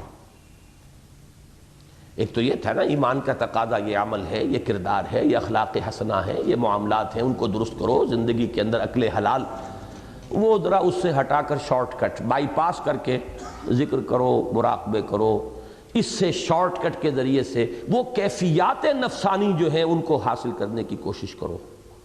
وہ گویا کہ ایک علیحدہ سا ایک راستہ ہی بالکل دوسرا ہے، وہی نیو پلیٹونک تصورات، اس کے ساتھ تصوف، اور اس کے لیے طریقے یہ تمام چلہ کشیاں اور یہ تمام مراقبے اور یہ تمام جو طریقے جن کا کوئی سراغ سیرت محمدی اور سیرت صحابہ کے اندر علی صاحب الصلاۃ والسلام و رضی اللہ تعالی عنہم کہیں کوئی سراغ دور دور نہیں ملے گا۔ وہاں تو جہاد مع النفس سے پھر مجاہدہ فی سبیل اللہ، دعوت و تبلیغ، قرآن کے ساتھ جہاد، تلوار کے ساتھ جہاد اللہ کے دین کے غلبے کے لیے۔ اس سے اس کو ڈائیورٹ کیا، بائی پاس کیا۔ اس پر مستضاد یہ کہ جہاد کا تصور بھی مسخ ہو گیا، اور اس شجرہ طیبہ کی شاخوں کو جڑ اور تنے سے جدا کر کے ہر ایک کو مختلف رنگ دے دیا گیا، چنانچہ ایک طرف جہاد مع النفس کا رخ اعمال اور معاملات کی مجدھار سے پرے ہی پرے، اذکار اور اوراد اور نفسیاتی ریاضتوں اور ورزشوں کی راہ یسیر، شارٹ کٹ کی طرف موڑ دیا گیا، اور دوسری طرف جہاد کو قتال کے ہم معنی قرار دے کر اس کا مقصد مملکت کی سرحدوں کے تحفظ و دفاع اور بس پڑے تو توسیع کے سوا کچھ نہ رہا۔ کہیں موقع ملے تو توسیع کر لو، ورنہ تحفظ تو کرنا ہی ہے نا آخر اپنی مملکت، اپنی حدود کا۔ اس کے لیے قتال، جنگ، لہذا جہاد کو ایکویٹ کر دیا گیا جنگ کے ساتھ۔ رہا شرک اور ظلم، کفر اور فسق اور زور و منکر کی ہر صورت کے ساتھ مسلسل کشمکش اور تصادم، اور حق و صداقت کے پرچار، نیکی اور راست بازی کی ترویج، کلمہ توحید کی نشر و اشاعت اور دین حق کے غلبہ و اقامت کے لیے پہم جد و جہد، اور اس کے لیے سمع و طاعت کے اصول پر مبنی نظام جماعت کے قیام کا معاملہ، گویا فی الجملہ احقاق حق اور ابطال باطل کی منظم سعی جو ہر مومن کے لیے فرض عین کا درجہ رکھتی ہے، وہ یا تو سرے سے خارج از بحث ہو گئی یا زیادہ سے زیادہ ایک اضافی نیکی قرار پا کر رہ گئی، اور اس سے بالا ہی بالا اور ورے ہی ورے اسلام و ایمان اور تقوی و احسان کے جملہ مراحل طے ہونے لگے۔ ایک شخص جو ہے وہ نہ صرف یہ کہ خود صوفی بن گیا، بلکہ وہ ایک گدی پر بھی بیٹھا ہوا ہے، لوگوں کو بھی احسان کی تلقین کر رہا ہے، لیکن اس احسان میں ان چیزوں کا کہیں ذکر ہی نہیں۔ وہ تو بس ذکر ہے، کچھ اذکار ہیں، کوئی مراقبے ہے، کچھ مشقیں ہیں، پہلا سبق ہے، دوسرا سبق ہے، تیسرا سبق ہے، اندر غور کرو یہ روشنی نظر آئے گی، پھر جب اس پر آ جاؤ گے تو یہ روشنی نظر آئے گی، ایک اپنی جگہ پر ایک مکمل نظام ہے۔ اس کے اندر لگا کر وہی مست رکھو ذکر و فکر صبح گاہی میں، اسے پختہ تر کر دو مزاج خانقاہی میں۔ اس میں ایک بغاوت کی تھی، اور وہ کی تھی سید احمد بریلوی رحمۃ اللہ علیہ نے، اس میں جہاد کا عنصر شامل کر کے، اور انہوں نے اسی لیے کہا کہ جو مروجہ سلسلے تھے، وہ قادریہ ہو، وہ چشتیہ ہو، وہ نقشبندیہ ہو، سہروردیہ، ان میں ان کی گنجائش نہیں تھی، لہذا سلسلہ محمدیہ شروع کیا انہوں نے۔ وہ تصوف جس کی تلقین محمد نے کی صلی اللہ علیہ وسلم، وہ ہے یہ دعوت، جہاد، میدان میں آنا، اور اپنا جو ہے سرمایہ حیات ہتھیلی پر رکھ کر میدان میں نکل آنا، سر ہتھیلی پر رکھ کر۔ یہ چیزیں ہمارے وہ احسان کی بلند ترین منزل تک ایک آدمی پہنچا ہوا ہے، دوسروں کا تزکیہ تصفیہ کروا رہا ہے، لیکن اس کوچے میں اس کا اپنا ہی گزر نہیں تو کسی دوسرے کو کیا اس نے اس کی رہنمائی کرنی ہے۔ پھر پڑھ لیجئے یہ الفاظ، اس لیے کہ اس کا تعلق جڑ رہا ہے وہاں سے جہاں سے شروع میں ہم نے کہا تھا۔ قرآن کیا کرتا ہے؟ رہا شرک و ظلم، کفر و فسق اور زور و منکر کی ہر صورت کے ساتھ مسلسل کشمکش اور تصادم، اور حق و صداقت کے پرچار، نیکی اور راست بازی کی ترویج، کلمہ توحید کی نشر و اشاعت اور دین حق کے غلبہ و اقامت کے لیے پہم جد و جہد، اور اس کے لیے سمع و طاعت کے اصول پر مبنی نظام جماعت کے قیام کا معاملہ، گویا فی الجملہ احقاق حق اور ابطال باطل کی منظم سعی جو ہر مومن کے لیے فرض عین ہے، ہر مسلم کے لیے نہیں، ہر مومن۔ ایمان حقیقی کا وہ رکن رکین ہے، وہ یا تو سرے سے خارج از بحث ہو گئی یا زیادہ سے زیادہ ایک اضافی نیکی قرار پا کر رہ گئی، اور اس سے بالا ہی بالا اور ورے ہی ورے اسلام و ایمان اور تقوی و احسان کے جملہ مراحل طے پانے لگے۔ اللہ اللہ، کوئی فرق سا فرق ہے اور تفاوت سا تفاوت، ببین تفاوت رہ از کجاست تاب کجا کے مصداق، کجا وہ کیفیت کے صحابہ کرام جذبہ جہاد سے سرشار بیک زبان رجزیہ انداز میں یہ شعر پڑھ رہے ہیں، نحن الذین بایعوا محمدا علی الجہاد ما بقینا ابدا۔ کجا یہ حال کہ 14ویں صدی ہجری کے ایک متنبی یعنی غلام احمد قادیانی اور اس کی ذریت سلبی و مانوی نے تو جہاد بالسیف کو باقاعدہ منسوخ ہی قرار دے دیا۔ دین کے لیے حرام ہے اب دوستو قتال، یہ مصرع ہے غلام احمد قادیانی کا، حرام ہی ہو چکا ہے قتال بالسیف، تو وہ حرام کے درجے میں آ گیا۔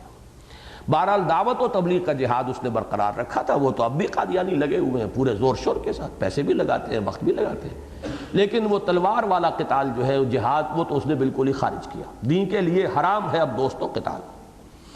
باقی مسلمانوں کی عظیم اکثریت کا حال بھی عملاً کچھ زیادہ مختلف نہیں ہے، زبان سے کہیں، لیکن یہ کہ زندگی کا جو رخ ہے، دین کے جو تصورات ہیں، ان کے جو بھی معیارات ذہنوں کے اندر ہیں، جس کے لیے جد و جہد ہے، بھاگ دوڑ ہے دینی حلقوں کی بھی، اس میں کہیں آس پاس بھی اس کا کوئی تعلق ہی نہیں، اس تصور کا وہ جز ہی نہیں ہے کہ رہوار یقین ماں بصحرائے گماں گم شد، گماں کے صحرا میں میرے یقین کی وہ سواری رہوار، میرا گھوڑا، میرا مرکب گم ہو گیا۔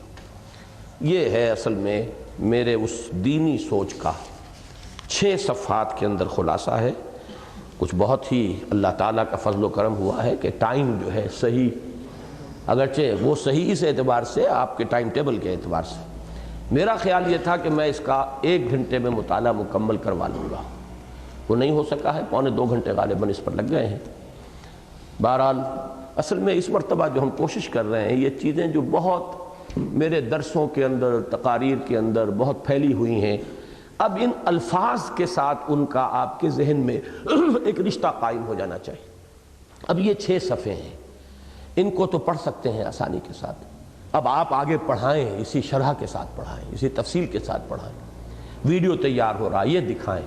اس میں گویا کہ ہمارے اس منتخب نصاب کا پورا خلاصہ جو ہے، وہ میری فکر جو ہے، مذہبی دینی فکر، قرآنی فکر، اس کا لب لباب ان 6 صفحات میں آ گیا ہے۔ سبحانک اللہم و بحمدک، نشہد ان لا الہ الا انت، نستغفرک و نتوب الیک۔